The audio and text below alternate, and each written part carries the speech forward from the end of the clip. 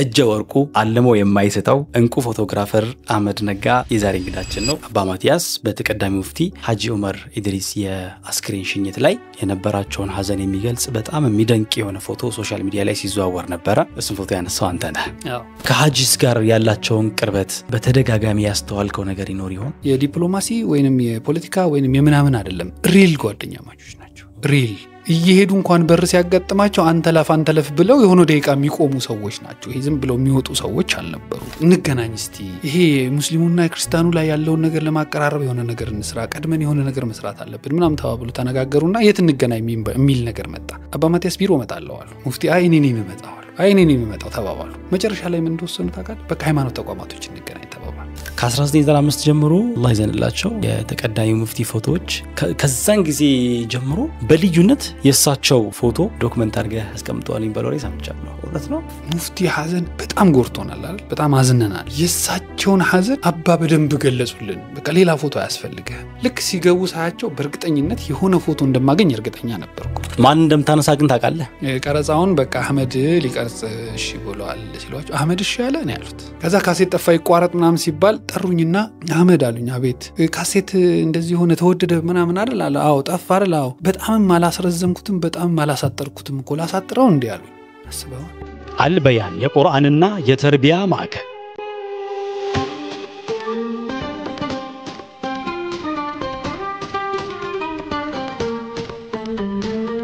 በመላው ዓለም ለምትገኙ የቋንቋ ትምህርት ፈላጊዎች በሙሉ እንኳን ደስ አላችሁ። ከዚህ በፊት ዲናዊ ተግባር ተኮር ትምህርትን በመስጠት የሚታወቀው አልበያን የቁርአንና የተርቢያ ማዕከል ለዓለም አቀፍ ግንኙነቶች መሰረት የሆኑትን የአረበኛና የእንግሊዘኛ ዓለም አቀፍ ቋንቋዎችን ከጀማሪ እስከ አድቫንስድ በአካል አሊያም በኦንላይን በመረጡት መንገድ ተምረው ብቁ የሚሆኑበትን መንገድ ከብቃት ማረጋገጫ ሰርቲፊኬት ጋር አመቻችቶ የእርሶን መምጣት በመጠባበቅ ላይ እንደሚገኝ ሲገልጽ በታላቅ ደስታ ነው። ዓመቱን ሙሉ ከ7 ዓመት ጀምሮ ካሉ ልጆች እስከ አዋቂዎች ቁርአንና ሌሎች ሸሪዓዊ ትምህርቶችን በስፋት እየሰጠ የሚገኘው ማዕከላችን ለልጆቹ ስኬታማ የትምህርት ጉዞ ምቹ የማስጠናት አገልግሎት ወይም ቱቶር በመስጠት ላይ ይገኛል። በተጨማሪም ለልዩ ልዩ ስብሰባዎች፣ ውይይቶች፣ ስልጠናዎች እንዲሁም ዝግጅቶች የማሰናጃ ቦታና ግብአቶችን ሲፈልጉ ሁሉንም በአንድ ላይ የሚያገኙበትን ምቹ የሆነውን መጠነኛ የስብሰባ አዳራሻችንን ሳይጎበኙ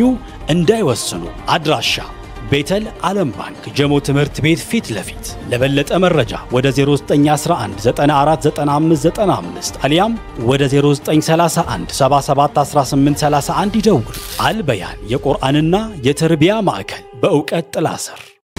በ2017 ዓመተ ምህረት የሪል ስቴት አዋርድ ተሸላሚ ሆኖ ድርጅታችን የዘመናት ህልሞን እውን ለማድረግ ከውጪም ከሀገር ውስጥም ያላችሁ ቤት ፈላጊዎች ባሉበት ሆነው የቤት ባለቤት የሚሆኑበትን አዲስ አሰራር ከአዲስ ዲዛይን ጋር ይዘንሎት ቀርበናል። አዲስ ዓመትን በማስመልከት ለእርሶ በቀረበ ዋጋ በ10% ቅድመ ክፍያ ቤቶን እየኖሩበት ወይም ማከራይተውት የሚከፍሉት የ60% አከፋፈል አማራጭም አቅርበንሎታል። 24 ሰዓት በግንባታ ላይ የሚገኘው ኮምፓውንዳችን ውስጥ የቪአይፒ ቦታዎችን በረንዳ ያላቸው ቤቶች ክሎዝድ ኪችን፣ ኦፕን ኪችን፣ ስቶር፣ ላውንደሪ፣ የሰራተኛ መኝታ ከነመታጠቢያው ሁሉንም ክፍሎች የጧት ፀሐይ እንዲያገኙ አድርገን አቅርበንላቸዋል። ቅድመ ክፍያውን ሲከፍሉ የእርሶን የቤት ባለቤትነት የሚያረጋግጡ ሙሉ ሰነዶችም በእጁ ያስገባሉ። ያሉን ቦታዎች ውስን ስለሆኑ በ0944 40 0808 አሊያም በ0974 74 74 50 ላይ ያገኙናል።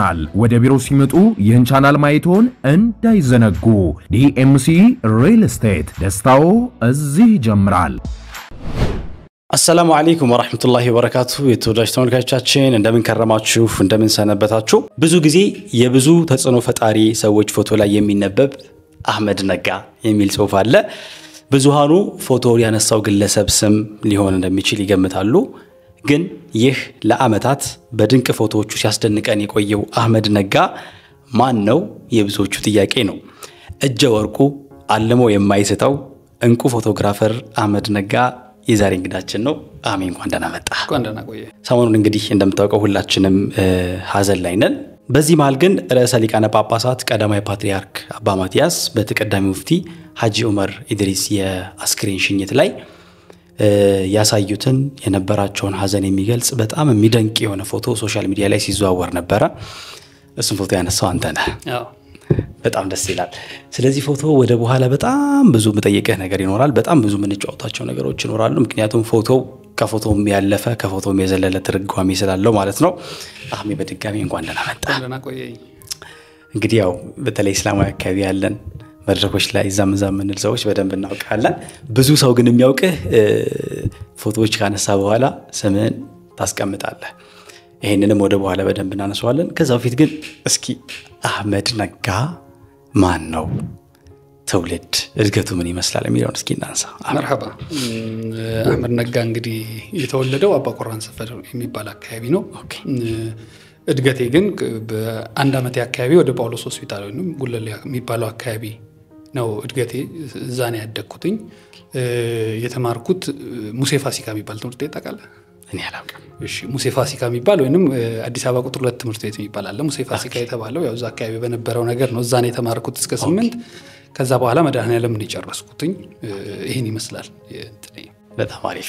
እንግዲህ ፎቶግራፈር ነህ። አዎ፣ ፎቶግራፊ እኛ ሀገር ላይ ምናልባትም በዘርፉ የምናውቃቸው ሰዎች ወይ እግረ መንገድ ፎቶም ቪዲዮን የሚሰሩት ብቻ የሚቀርጽ ሰው ጋር ልናገናኘው እንችላለን እንጂ አይ ቲንክ ራሱን የቻለ ፕሮፌሽን ይመስለኛል።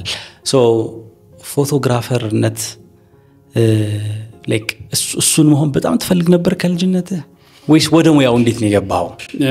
ወደ ሙያው የገባሁትኝ ያው ከትምህርት ቤት እንደጨረስን ውጤት ስላልመጣ የሙያ ነገሮች መሞከር ነበር በዛ ጊዜ የነበረውና ሙያ መጀመሪያ የእንጨት ስራ ወድ ነበርና በልጅነቴ ደስ ይለኝ ነበር እንጨት ስራና የእንጨት ስራ የሚያስተምሩ እንቁላል ፋብሪካ አካባቢ የነበረ አንድ ቦታ ላይ ሄድኩና ለማየትና ለመመዝገብ ሄድኩና ኦኬ ሳያው ግን ምን አየው መሰለህ በጣም በቱታ ውስጥ ያሉ ሰዎች አቧራ የቦነነባቸው ምናምን ሰዎች አየሁና እችለዋለሁ ወይ የሚለው ነገር ጥያቄ ፈጠረብኝ። ኦኬ ከዛ በኋላ እንደ ሁለተኛ አማራጭ ያየሁት ካሜራ መመር ነበርና በዛ ጊዜ ቶም ቪዲዮግራፊ አሁን በጣም ትልቅ ተቋም የሆነው እንደከፈተ አካባቢና ገና እውቅናም ያላገኘ የመጀመሪያ እውቅና ተመራቂዎች እኛ ነበርና እዛ ነው የመጀመሪያ ክላስ የአንድ ዓመት ክላስ ለመውሰድ ፎቶግራፊ፣ ቪዲዮግራፊ፣ ኤዲቲንግ ሁሉንም ነገር ማለት ነው እዛ ነው የተማርኩት። ከዛ በኋላ ነው የቪዲዮግራፊ ፎቶግራፊ የሚለው ህይወት የመጣው ማለት ነው።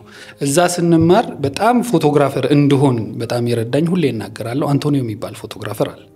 ብዙ ሰው ላይ ብዙ በጣም ታዋቂ ነው። ጣሊያናዊ ነው፣ ኢትዮጵያዊነትም አለበት። እሱ የኮዳክ ፊልም 3 ቀለም ያለው ፊልም በፊልም ዘመን ነው ማወራ 3 ቀለም ያለው ፊልም ፕሮሞት ያደረገ መጥቶ የ2 ቀን ነው ምናምን ትሬኒንግ ሰጠን።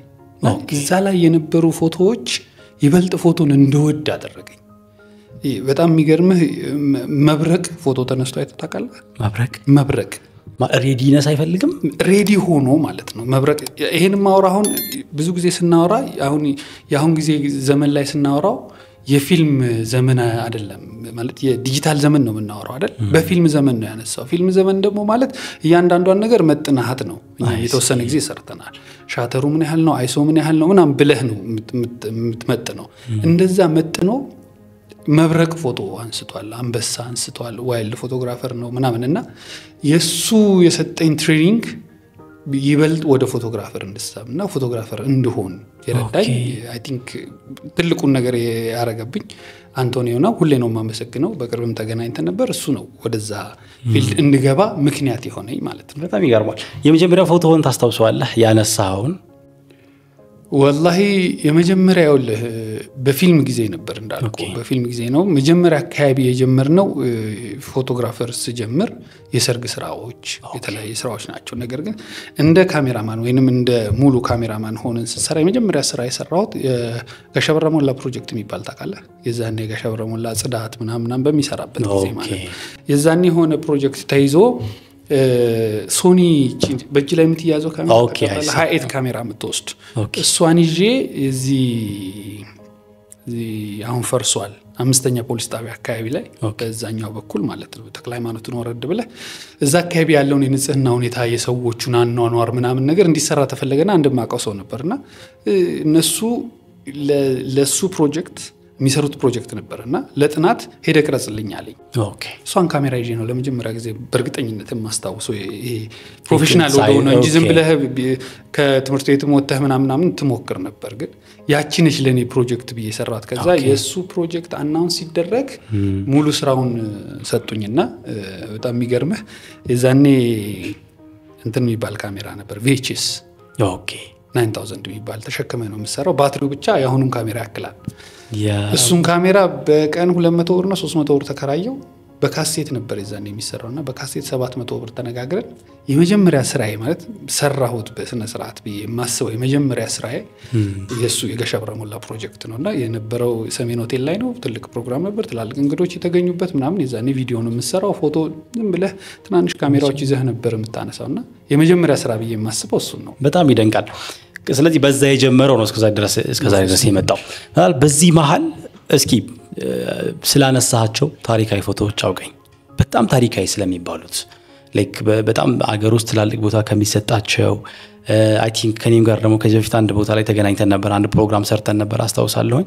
ያን የሚያየናቸው የተለያዩ ፎቶዎች ነበሩና እስኪ ባንተ እጅ ስለተነሱት በተለይ የሰዎች ሳይሆን የታሪካዊ ቦታዎች የታሪካዊ ሁነቶች ኢቨንቶች ፎቶዎች እስቲያውቀኝ የቴክኒኩ ላይ እጅ አለበት።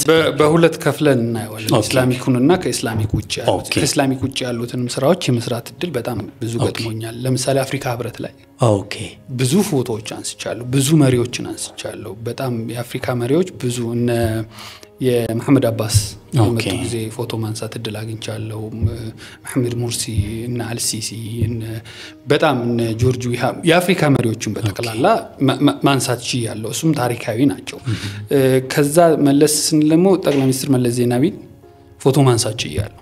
ጠቅላይ ሚኒስትር መለስ ዜናዊ ፎቶ ሳነሳ የኢቨንትና ይሄ ቪአይፒ ፎቶ ወይንም እንግዶችን ፎቶ የማንሳት ልምድ ሳይኖረኝ ከሆነ ቦታ ተደወለልኝና እንግዶች ይመጣሉ ጠቅላይ ሚኒስትር ቢሮ ግባ ተባልኩ። ምንም ሂንት የለኝም፣ ገብቻ አላቅም፣ ነገር የለኝም እና ሄድኩ። የዛኔ መኪና የለኝም፣ በላዳ ሄጄ በቃ እንትኖቹን ጠባቂዎቹን አስጨነቅኳቸው። በዚህ ካልገባው በዛ ካልገባው አላቅም ገብቷል። መጨረሻ ላይ ያባሩሃል ታውቃለህ ምናምን ብቻ በታች በር ግባ ተባልኩና በታች በር ስሜን ስናገር ግባ አሉኝ። አስበዋል ጠቅላይ ሚኒስትር ቢሮ ነው ግባ የተባልከው። የት ነው የምትሄደው? ማለት ረጅም ወክ ነው የምታረገው፣ ቢሮውን አታውቀው ምናምንና ቆምኩና የት ነው የምገባው አልኩት ልጁ ስለው ያቺ ሴትዮ ተከታተለኝ። የሆነ ሴትዮ ትሄዳለች እና ሮጥኩና ደርሼባት እርሶን ተከተል ብዬ ነው ናዝም ብለህ ብለው ይዘውኝ ሄዱ። ትልቅ ሰው ናቸው። ይዘውኝ ሄዱና ሁለተኛ ፍተሻ አለ፣ ተፈተሽኩ። ከዛ ተከተለኝ ብለው ሊፍት ውስጥ ይዘውኝ ገቡ። እስከዛ ሰዓት ማለት አላቅም ምንም ማቀው ነገር የለም። እንዳው ልምዱ የለህም። የመጀመሪያ ማን እንደምታነሳ ግን ታውቃለህ? ተነግሮኛል። ጠቅላይ ሚኒስትር መለስ ዜናዊ ጋር እንግዳ ይገባል፣ እሳቸው ነው የምታነሳው ተብለሃል። ከዛ ይዘውኝ ሄዱ። ሊፍቱ ላይ ያለው ካሜራህን እዚህ ያስተካክላሉኝ። ትልቅ ሴትዮ ናቸው። ግራ ገባኝ። ማለት ለካ ይመስለኛል ሴትዮዋ እኔን ፎሎ እንዲያደርጉ የታዘዙ ሰው ሴትዮ ናቸው። ካሜራዬን ሊፍት ውስጥ አስተካክዬ ምናምን ሊፍቱን ከፈቱና ውረዳሉ። ማለት አጣቀውም ቤቱን አጣቀውም የመጀመሪያ ጊዜ ነው ምናምን እንዴ ምናምን ሰው ውረድ ዝም ብለሃል። ሶርድ አመርነጋ ሚል ድምጽ ሰማሁ። ሶርድ ጋርዶቹ ቆመዋል። የመጀመሪያ ነው አይደል አለኝ። አዎ አልኩት። ቀማረገን ይሄን ታረጋለህ ብሎ ነገረኝ። ከዛ መጀመሪያ የምትገባው አንተ ነህ፣ ከዛ እንግዶቹ ይገባሉ ተባልኩ። እሺ አልኩኝና ቆምኩኝ። ከዛ የሆነ ሰዓት ላይ በቃ ግባ ሚል ድምጽ ነው የሰማሁት። ስገባ ጠቅላይ ሚኒስትር እግራቸውን አጣምረው ቁጭ ብለዋል። ማለት አንዳንዴ የሆነ ነገር ያስደነግጣል አይደል? በጣም ነው የደነገጥኩት። በዛ ጊዜ የነበራቸው ነገር ዝም ብለህ ሳለው ጠቅላይ ሚኒስትር መለስ ዜናዊ የሆነ ኢቨንት ላይ ምናምን ቢሆን ያን ያህል ሐስል ላይኖርህ ይችላል።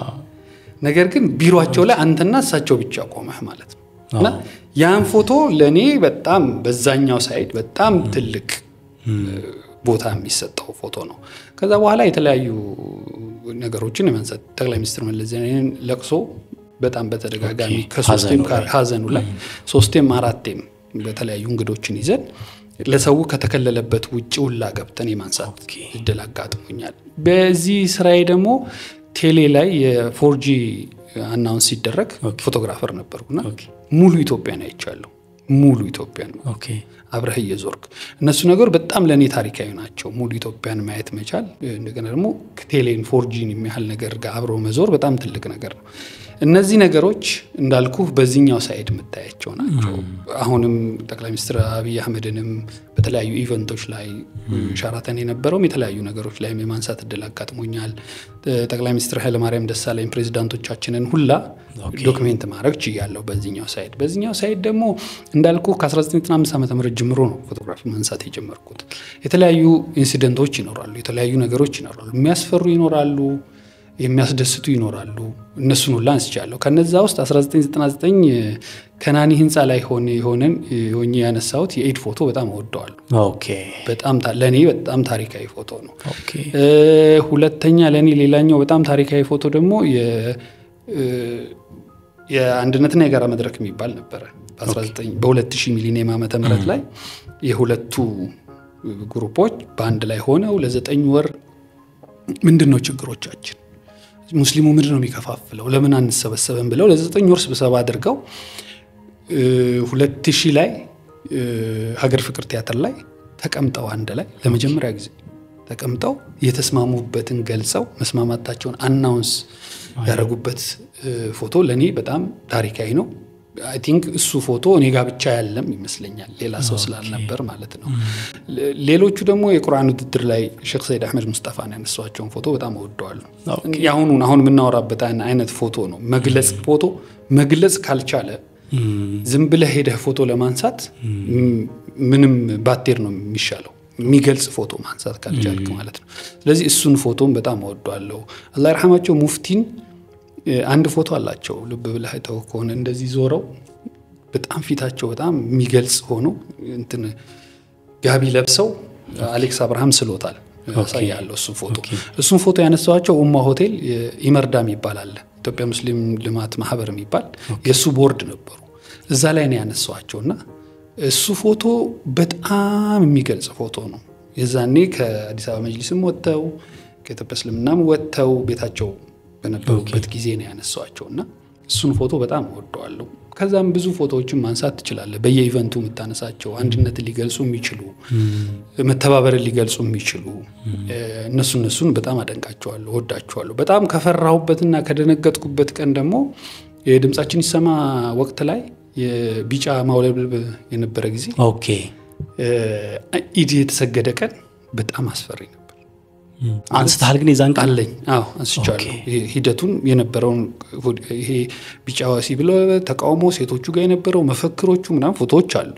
የዛኔ የነበረው ነገር በጣም ያስፈራ ነበር ለምን የነበረው ውጥረት ስለነበረ ማለት ነውና ህዝቡ ልክ ተሰግዶ እንዳለቀ ወደፊት ነው የመጣው ለመቃወም ማለት ነውና የመጨረሻ በጣም አስፈሪ ወቅት ነበርና እነዚህ የመሳሰሉ ብዙ ፎቶዎች አሉ ከቅርቡ ደግሞ አንድነትን ሊገልጹ የሚችሉ ቢላል ሀበሽ ፕሮግራም የነበረ ጊዜ ሐሰን ታጁንና ኡስታዝ አቡበከርን አንድ ላይ ፎቶ ማንሳት መቻሌ ለኔ በጣም ኢንሲደንት ነው ፎቶዎቹን እንዳልኩ ፎቶዎቹን ሳነሳቸው በጣም አንድነትን ምናምን ሊያመጡ የሚችሉት ላይ ትኩረት አደርጋለሁ አንድ ፎቶ ስታነሳው ችግር ያለበትን ፎቶ ይኖራል ለምሳሌ አሁን እንዳልኩ የሆነን ኢንሲደንት ላይ ስታነሳው ይወጣልኝ ቆንጆ ፎቶ ይኖራል አይደል ግን ያ ፎቶ ሌላ ፎቶ ደግሞ ይኖራል ያ ፎቶ ቢወጣል ችግር ሊፈጥር የሚችል ፎቶዎች ይኖራሉ እነሱን ፎቶዎች አጣጣቸው አንድ ነገር ለማጉላት ወይንም ያንተን ማንነት ለማጉላት ብለህ የማትለቃቸው ፎቶዎች አሉ እነዛ ፎቶዎች ብትለቃቸው አሁን ያወራንበት ያለነው ፎቶ ጥሩ ስለሆነ አይደለ ልክ እንደዛ ራሴን ለማግኘት ግን ሰዎችን አታክል ያረክ ሰዎችን ሊጎዳ ሰዎችን ሌላ ነገር ሊሰጥ የሚችሉ ፎቶዎችን አታነሳቸው ፎቶግራፍ አንተ አሁን ከፈለኩ ልክ አይነን ስጨፍን ጠብቄ ማንሳት ይችላል ከዛ ስማይል ስብሰባ ላይ ተኝቷል ማለት ይችላል ግን አልተኛም እኮ ገብቷል ልክ እንደዛ አይነት ኢንሲደንቶች ይኖራሉ ሰዎቹ ሳያስቡት የሚሰሩት ግን ባንተ ላይ ተቀርጾ የሚቀር ነገርና ፓርላማ ውስጥ እንደዛ ያነሷቸው ይሆን እንዴ አንዳንዶቹ እንደዛ አሉ ኦብቪየስሊ እንደዛ አሉ አይነር ግብግቢትን ተጠብቀህ ተነሳለ ቪዲዮም ቢሆን አይነር ግብግቢትን ተጠብቄ ፖዝ አድርጌ ስክሪንሾት አደርጋለሁ ይደረጋል እንደዛም ማድረግ ትችላለህ ግን ምንድነው ፎቶግራፍ ቀደም እንዳልኩ ነው ያነሳህልም ይጥላልም ነጮቹ ማረቦቹ የሚሉት ነገር አለ ከ10 ሺህ ቃላት አንድ ፎቶግራፍ ይላል ስለዚህ እነዚህ ፎቶዎችን በጣም ወዳቸዋለሁ ታሪካዊነትም ይገልጻሉ በያስባሉ ሌሎች ያኖራሉ በጣም ይገርማል እንደምናልባት አሁን ፎቶ ሲባል እኛ ጀስት ዝም ብለን በቃ ፎቶ ነው። ምናልባትም በአንድ ለመታወቂያ በተነሳ ነው ፎቶ መካከልና በአንድ ታሪካዊ ፎቶ መካከል ያን ያህል ልዩነት ስንሰጥ አይታይም። ወር ደግሞ አንዳንድ ኢንሲደንቶች ፎቶ ሲደረጉ ምናምን ስሜት አይሰጠንም ምናምንና እንደው ግን ፎቶ ምን ያህል ኢምፖርታንት ነው? በተለይ ታሪካዊ ኢቨንቶች ማስቀመጥ ምን ያህል ኢምፖርታንት ነው? ይህን ነገር ሳወራ ከኢትዮጵያ እስልምና ጉዳዮች ጠቅላይ ምክር ቤት ጋር አገናኝቼ ላውራ። እሺ እነ ሐጅ መሐመድ ሳኒ ሐቢብ አላህ ይርሐማቸው ተመርጠው የመጀመሪያውን ጉዞ ያደረጉት ሞስኮ ነው 1970ዎቹ አካባቢ ላይ። ሞስኮ ሲሄዱ ካሜራማን ይዘው ሄደዋል። ታምነኛለህ? በ1970 ዓመተ ምህረት አንደርስታንድ አድርገዋል ማለት ነው። እሱን ነው የምልህ። አንደርስታንድ አድርገው ነገ ታሪክ ይፈልገዋል ብለው አስበው ፎቶግራፈር ይዘው ሄደዋል። አቶ ጌታቸው ይባላሉ አሉ። አሁን አርጅተዋል። አግኝቼ አውርቻቸው አውቃለሁ። እኔ የመጅሊስን ስራ የተቀበልኩት ከሳቸው ነው። በኋላ ወደ መጅሊስ ስንመጣ በደንብ እናወራለን። እሳቸው ነበር የሚያነሱ፣ ከሳቸው ነው የተቀበልኩት። ፎቶግራፍ የአንድን ሰው የአንድን ተቋም ታሪክ የምትገልጽበት ሾርትሊ በቀላሉ ለምሳሌ አሁን እያወራንበት ያለነው ፎቶ ቪዲዮ ቢሆን ለማየት ቴክስት ታይም ጊዜ ይፈልጋል አይደል? ፎቶ ግን ሲሆን በቀላሉ ለሰዎች ቶሎ ማድረስ ትችላለህ። አንድ ሁለተኛ ዶክመንት ለማድረግ ቀላል ነው። ለመረጃ ለመጠቀም ቀላል ነው። ቅድም እንዳልከኝ በጉርድ ፎቶና በታሪካዊ ፎቶ ላይ ያለው ልዩነት ፎቶግራፍ ሲባል ለምሳሌ አንተ ጋዜጠኛ ነህ። ጋዜጠኝነት ይሆናል የተማርከው። ስትማር ግን ጋዜጠኝነቱን እንጂ የተማርከው የእስላሚክ ጋዜጠኛ ፖድካስት ምናምን ተብለህ አይደለም የተማርከው። ግን ከዛ በኋላ የሚፈጥሩልህ ፊልዶች አሉ አይደል? ልክ እንደዛ ነው የሚሆነው። ፎቶግራፈርም ዋይልድ ፎቶግራፈር አለ፣ ዊዲንግ ፎቶግራፈር አለ፣ ኢቨንት ፎቶግራፈር አለ እያልክ ትከፋፍለዋል። በዛ ውስጥ ነው የምታየው። ስለዚህ ታሪክን የምታስቀምጥበት አንዱ ሂደት ነው። ሰርግህ ላይ ፎቶ የምትነሳው እኮ ለምንም አይደለም አይደል? ነገ ከነገ ወዲያ ልጆችህ ታሪክህን እንዲያውቁ ነው። የሆነ ጊዜ ላይ ብታረጅ ምናምን ትውስታን እንዲያመጣልህ ነው። ትውስታ እንዲኖርህ ነው ፎቶግራፍ የምትነሳው። ሁለተኛ ታሪክን በደንብ ለመዘገብ ፎቶግራፍ በጣም አስፈላጊ ነገር ነው። በኋላ በደንብ ልናወራው እንችላለን። ካነሳው ሙስሊሙ ህብረተሰብ ያንን በደንብ ያልተጠቀመበት ፊልድ ነው ብዬ አስባለሁ። ፎቶግራፍ አንድ ሰው ምን አሉ ይመሰለህ? ትልቅ ሰው ናቸው። ፎቶግራፍ አነሳዋቸውና ስማቸው መጥቀስ ስላልፈለኩ ነው ወስጄ ሰጠዋቸው። ዛዩትን አህመድ አሉኝ ወይ ስላቸው ለረጅም ጊዜ ፎቶግራፍ አልነሳም ብዬ ያጠፋሁትን ታሪኬን አሁን ያሳዝነኛል። የሆነ ጊዜ ላይ በቃ ፎቶ አልነሳ ምናምን ብለው ራሳቸውን ሴቭ አድርገው ምናምን ነበር። ከተወሰነ ዓመት በኋላ ግን ፎቶ ሲገባቸው ፎቶግራፍ መፈለጉ ግን በዛች ሰዓት ላይ ያለቻቸውን ታሪካቸውን አጥተውታል ማለት እኔ ነበርኩ ለማለት እንዲያርግ ያለው ለማለት ኤቪደንስ ይፈልጋል። ስለዚህ ፎቶ ማለት ታሪካዊ ፎቶ ማለት ይበልጥ ታሪካዊ ስታረገው ደግሞ ታሪክ ማለት ምን ማለት ነው? የአንድ ተቋም ታሪክ፣ የአንድ ግለሰብ ታሪክ አይደል? እነዛ ታሪኮችን የምትዘግብበት የምታስተላልፍበት ሂደት አንዱ እና ዋነኛው ፎቶግራፍ ነው የሚሆነው። ፎቶግራፍ ከሌለ ኤቪደንስ ከሌለ ነበርኩ ብትል ምንም የሚፈጥረው ነገር የለም። አፈ ታሪክ ነው የሚሆነው። የሙስሊሞች ታሪክ በብዛት ታውቀዋለህ አንተም። አፈ ታሪክ ነው አይደል? እንትና እንዲያርጎ እንትና እንዲሆኑ እንትና እንደዚህ እንዲህ አይነት ሰልፍ ተደርጎ ምናምን ብለን ነው የምናወራው አይደል? ግን ያንን ነገር ታሪክ አለን፣ በኋላ እናወራዋለን። በደንብ አለ ታሪክ። እሱን እያየ ህዝቡን ብታስረዳው የሚገባው ነገር ይኖራል። ለምሳሌ አንተ የኢትዮጵያ እስልምና ጉዳዮች ጠቅላይ ምክር ቤትን 11 ሰዎች አካባቢ መርጠውታል። ስንቶቹን ታውቃለህ? ምናልባት ወይ ጽሁፍ ስታነብ ነው። እሱም ደግሞ እንትን ላይሆን ይችላል። አሁን ባሳይህና እኚህ ማን ናቸው ብለህ አትነግረኝም አይደለ? እሱን ነው የምልህ። ታሪክ ማለት ይሄ ነው። ለምን ዛሬ የነሱን ፎቶ ሰቅለን ወይንም የሆነ ቦታ ላይ አድርገን ልጆቹን ካላሳየናቸው ነገ ላይ ሊረሳቸው ይችላል። ከዛ የሉም የሚለውም እሳቤ ሊመጣ ይችላል። ስለዚህ ታሪካዊ ፎቶ ማለት ለአንድ ተቋም ለአንድ ግለሰብ ታሪኩን ሰንዶ የሚያስቀምጥበት ዋነኛው መሳሪያ ነው ያስባለሁ። ኦኬ፣ በጣም ይደንቃል። ለዚህም ይመስለኛል አንድ ነገር ሰምቻለሁኝ ካንተ ጋር የተያያዘ ከ1995 ጀምሮ አላህ ይዘንላቸው ከየተቀዳሚው ሙፍቲ ፎቶዎች ከ1995 ማለት ከስንት ዓመት በፊት ማለት ነው? 23 ከዛን ጊዜ ጀምሮ በልዩነት የሳቸው ፎቶ በየኢቨንቱ በተገኙበት ኢቨንት ዶክመንት አድርገህ አስቀምጠዋል የሚባለው ላይ ሰምቻለሁ። እውነት ነው? እውነት ነው። የሚገርም ኢስላሚክ ላይ ስመጣ የመጀመሪያ ያነሳዋቸው ሐጂ ሙፍቲ ነው አላህ ይርሐማቸው። መጀመሪያ የመጣሁት እንዴት መሰለ ኢስላሚክ ላይ ከዛ በፊት የተለያዩ ስራዎችን ሰርቻለሁ ፊልሞች ሰርቻለሁ የተወሰኑ ክሊፖችን ምናምን ሞክረናልና 1995 አካባቢ ላይ ኢትዮጵያ እስልምና አዲስ አበባ እስልምና ጉዳዮች ጠቅላይ ምክር ቤት ፕሬዝዳንት ነበሩና ወንድሜ ደግሞ እዛ ይሰራ ነበርና የሆነ ካሜራማን ነበራቸውና ካሜራማን የሆነ ነገር ቀረጸና ፋይሉ ጠፋ ከዛ ምንድነው ችግሩ ብለው ደወሉልኝ ከዛ ሄጄ ሳየው የድሮ ካሜራ VHS ሄድ ሲቆሽሽ ብሊንክ ያረጋል ጥራገኝ ይልሃል ልጁ አላየውምና ብሊንክ አድርጎ መቅረጽ አቆሟል ድምጽ ብቻ ነው ያለውና እሱ ደግሞ በጣም ተፈለገ ፋይሉና ከዛ በኋላ ምንም መሆን አልቻለም ከዛ ሙፍቲ አላህ ይርሐማቸው ስለሚያቁኝ ዛካይ የነበሩ ሰዎች ስለሚያቁ ለምን አትሰራም እኛ ጋር አግዘን የሚል ነገር መጣ ቀደም እንዳልኩ ያቺ ሃይት የምትባለውን ካሜራ ይዤ ነው በእጅ የምትገባው መቅረጽ የጀመርኩትና መነሻዬ የመጅሊስ አካባቢ ላይ የነበረው መነሻ ይሄ ነው እና የመጀመሪያ ፕሮግራሞች የሆኑ ስብሰባዎች ነው ሄድኩትኝ በእርግጠኝነት የመጀመሪያ ፎቶ ያነሳሁት ሙፍቲን ነው ፎቶ ኢስላሚክ ላይ ማንሳት ሲጀምር ማለት ነው ከዛ ጊዜ ጀምሮ ያሉ በብዛት እሳቸው የሚገኙበት ቦታ ላይ ይገኛለሁ ፎቶግራፍ ለማንሳት ሞክራለሁ አዲስ አበባ እስልምናን ከ1995 እስከ 2000 ዓመተ ምህረት ድረስ መርተዋል እዛኔ አብረን ነበርን ብዙዎቹ ፕሮግራሞች ላይ አብሬያቸው ተገኝቻለሁ ከዛ በኋላ ደግሞ ለውጥ መጥቶ እሳቸው ወደ ኢትዮጵያ እስልምና ጉዳዮች ሄዱና ኢትዮጵያ እስልምና ጉዳዮች ዳዕዋና ምናምን ዘርፎ ነው የነበሩ ጊዜ እዛም ኢቨንቶች ሲኖሩ ስለማገኝ አነሳ ነበር ከዛ በኋላ የተወሰነ ጊዜ ላይ ቤት በተቀመጡበት ጊዜ ይነሳቸው ግንኙነት አልቆመም የዛሬ 14 ዓመት አካባቢ በኋላ በደንብ ታነሳዋለ በያስባለው የቁርአን ተፍሲራቸው ተጀመረና እሱን ስንሰራ ቆየን ከዛ እንደገና መጅሊስ ከመጡ በኋላ ደግሞ ኤቭሪ እንቅስቃሴያቸውን በብዛት የተገኘው ፎቶግራፍ አስቻለሁ ቢያንስ የሳቸው ፎቶ ቢቆጠር ከ300 400 ፎቶዎች በላይ በጣም ታሪካዊ ክሪቲካል ፎቶዎች ማለት ነው ሁሉም obviously ኢድ ሰላቶቻቸው ላይ የነበረው በጣም ታሪካዊ ሰላቶቻቸው ስለነበሩ የሳቸው ማለት ነው እነሱን ከተለያዩ ሰዎች ጋር የተገናኙበት ከአቡነ ማቲያስ ጋር ያለው ምርጥ ፎቶዎች አሉ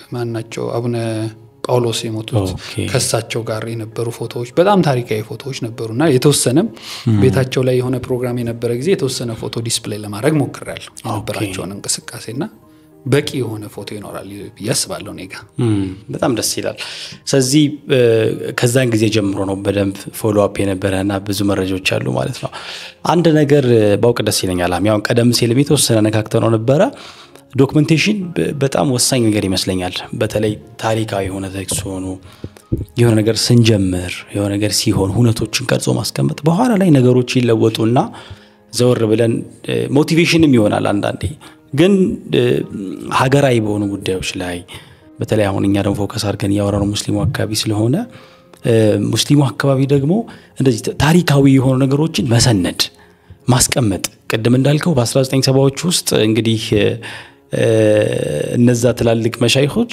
ይሄን ታሪክ አንደርስታንድ አድርገው ነው ፎቶግራፈር ይዘው ይሄዱት ነገር ግን አሁን ላይ እንዴት ታየዋለህ አንተ የዶክመንቴሽን ባህላችንን በጣም እንደዚህ ወሳኝ ነገሮችን ሰንዶ የማስቀመጥ ባህላችንን እንዴት ታዘበዋለህ በ2017 ዓመተ ምህረት የሪል ስቴት አዋርድ ተሸላሚ ሆኖ ድርጅታችን የዘመናት ህልሞን እውን ለማድረግ ከውጪም ከሀገር ውስጥም ያላችሁ ቤት ፈላጊዎች ባሉበት ሆነው የቤት ባለቤት የሚሆኑበትን አዲስ አሰራር ከአዲስ ዲዛይን ጋር ይዘንሎት ቀርበናል አዲስ ዓመትን በማስመልከት ለርሶ በቀረበ ዋጋ በ10% ቅድመ ክፍያ ቤቶን እየኖሩበት ወይም ማከራይተውት የሚከፍሉት የ60% አከፋፈል አማራጭም አቅርበንሎታል 24 ሰዓት በግንባታ ላይ የሚገኘው ኮምፓውንዳችን ውስጥ የቪአይፒ ቦታዎችን በረንዳ ያላቸው ቤቶች ክሎዝድ ኪችን ኦፕን ኪችን ስቶር ላውንደሪ የሰራተኛ መኝታ ከነመታጠቢያው ሁሉንም ክፍሎች የጧት ፀሐይ እንዲያገኙ አድርገን አቅርበንላችኋል ቅድመ ክፍያውን ሲከፍሉ የእርሶን የቤት ባለቤትነት የሚያረጋግጡ ሙሉ ሰነዶችም በእጁ ያስገባሉ ያሉን ቦታዎች ውስን ስለሆኑ በ0944 40 0808 አሊያም በ0974 74 50 ላይ ያገኙናል ወደ ቢሮ ሲመጡ ይህን ቻናል ማየቶን እንዳይዘነጉ ዲኤምሲ ሪል ስቴት ደስታው እዚህ ይጀምራል አልበያን የቁርአንና የተርቢያ ማዕከል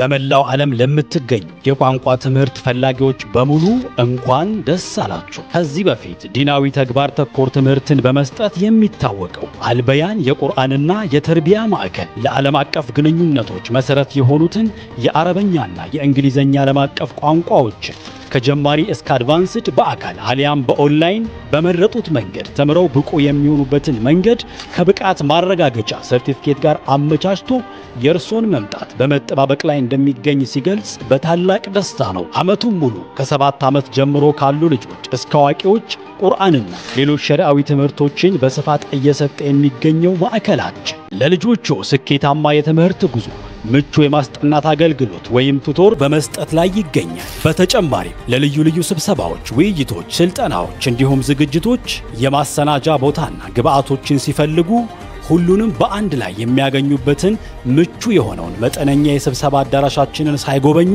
እንዳይወስኑ። አድራሻ ቤተል ዓለም ባንክ ጀሞ ትምህርት ቤት ፊት ለፊት። ለበለጠ መረጃ ወደ 0911 949595 አሊያም ወደ 0931 771831 ይደውሉ። አልበያን የቁርአንና የተርቢያ ማዕከል በእውቀት ጥላ ስር። ሶሻል ሚዲያ አበላሽቶናል ብዬ አስባለሁ። ኦኬ፣ ሁሉ ነገራችንን ሶሻል ሚዲያ አድርገነዋል። ፌስቡክ አድርገነዋል ወይ የሆነ ነገር አድርገነዋል። ለሱ የሚሆን ፎቶ ብቻ ነው የምንፈልገው። አንድ መሪ ወይንም አንድ ኤሊት የሆነ የመጅሊስ ወይንም የሙስሊሙ ላይ ያለ ሰው ሲሄድ በስልኩ ተነስቶ ፌስቡክ ላይ መፖስቱን ነው የሚያየው። አሁን እንዳልከው ፌስቡክ ላይ የምትፖስተው ፎቶ ከተወሰነ ዓመት በኋላ ሪዞሉሽን እየቀነሰ ነው የሚመጣው። ኦኬ፣ እኔ ሼር አደርጋለሁ፣ አንተ ሼር ታደርጋለህ ምናምን መጨረሻ ላይ የሚደርሰው ሪዞሉሽኑ የወረደ ነው። አንድ ሁለተኛ ፌስቡክ የሆነ ነገር ቢሆን ፎቶቹን አታገኛቸው፣ ስልክ ቢጠፋ አታገኛቸው። እሱ ብቻ አይደለም የሚነሱበት ኳሊቲ የወረደ ነው። ኦኬ፣ ለዶክሜንቴሽን የሚሆን አይደለም። ያንን ነገር አሁን ላትመው ለሆነ ኤግዚቢሽን ላዘጋጀው ምናምን ብለህ ብትነሳ እነዛ ፎቶች ለዛ ግብአት የሚሆኑ አይደለም። አንድ እሱ ነው። ሁለተኛው ፕሮፌሽናል ያልሆኑ ሰዎች ሲያነሳው ችግሩ ምን መሰለ? ለምሳሌ ባነር አለ አይደለ? ባነር ለምንድን ነው የሚሰቀለው? ለመግለጽ ነው እውነቱ። ይሄ ሲሆን ነው ይሄ የተነሳው የሚለውን በኋላ ሰው ሲያይ ኦብቪየስሊ ከዛ እንደገና ከባነር ጎንና ጎን የሚቀመጡ ብዙ ነገሮች አሉ። ለምሳሌ ላንሳለ ሚንበር ላይ እንትን ሲዘጋጅ ፕሮግራሞች ሲዘጋጁ የመካብ ምናምን የመዲና የሆነ ነገር ግመል ምናምን መድረኩ ላይ አለ አይደል? እነዛ ነገሮች ሁላ ፖይንቶች ናቸው፣ ነጥቦች ናቸው ለዛ ፎቶ ማለት ነው። ፊት ለፊት ብቻ አታነሳው። ቅድም እንዳልኩ ባነሩን ማንሳት ዝም ብለህ እኔ አሁን ብዙ ጊዜ ላይ በቀደም ከሆኑ ሰዎች ጋር የሆነ ስራ ላይ ስጣላ ነበረ።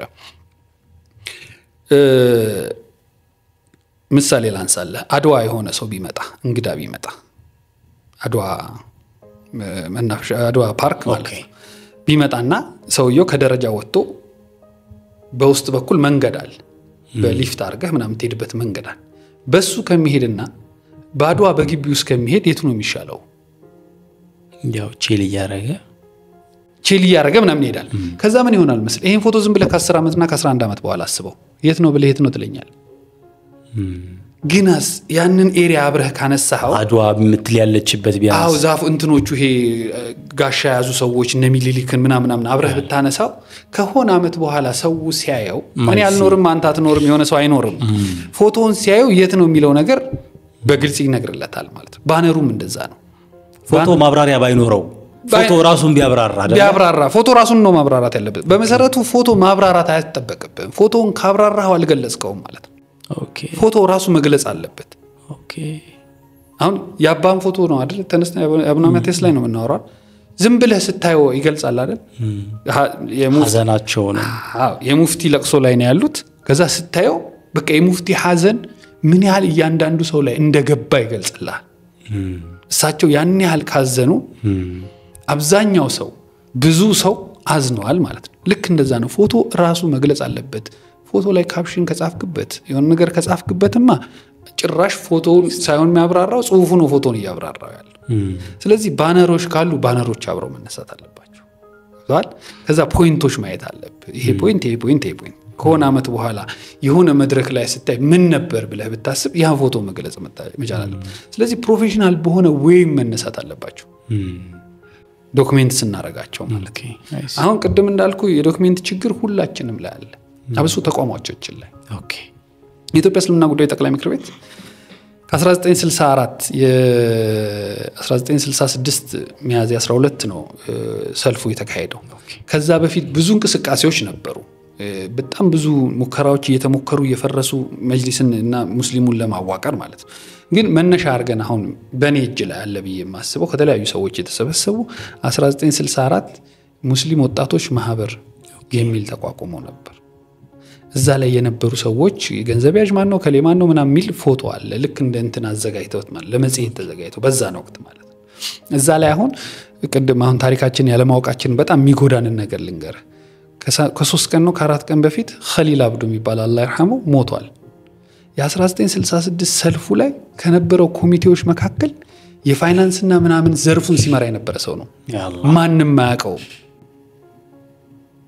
ማለት ልናመሰግነው ይገባ ነበር አሁን መሐመድ ሐሰን የሚባል አለ ጀርመን የሚኖር የመራ ጻፊ ሆኖ የመራ ሰልፉን ያደራጀ በፖሊስ ተይዞ ሲሄድ ምናምን ፎቶዎች አለ ከሱ ያገኘናቸው ፎቶዎች ማለት ነው እሱ ጋር ስለነበሩ ያ ሰውዬ አሁን ጀርመን ላይ አለ ጠይቀነው እንኳን እናቃለ ለምን መሰለ ይሄ የሚሆነው ታሪኮቻችንን ስለማናቀው ነው ትልቁ ችግር ደግሞ የተቆሞቻችን አብሶ የመጅሊስ ታሪክ እያጠፋን ነው የምንመጣው የሆነ አካል ነበር አይደል የሆነ አካል ሲመጣ የራሱን መገንባት ነው እንጂ ቀጣዩን አያዩ ከዛስ ሌላውን ልንገር መጅሊስ ውስጥ አሁን ገብተ ፋይል ብትፈልግ ምንም ነገር አታገኙ በየድሮ ታሪካዊ ፋይሎች ማለት ነው ለምን መሰለም አታገኙ አንድ ሰው ይመራና ሊወጣ ሲል የሚመጣው ታሪክን ያጠፋል ብሎ ስለሚያስብ ይዞት ይወጣል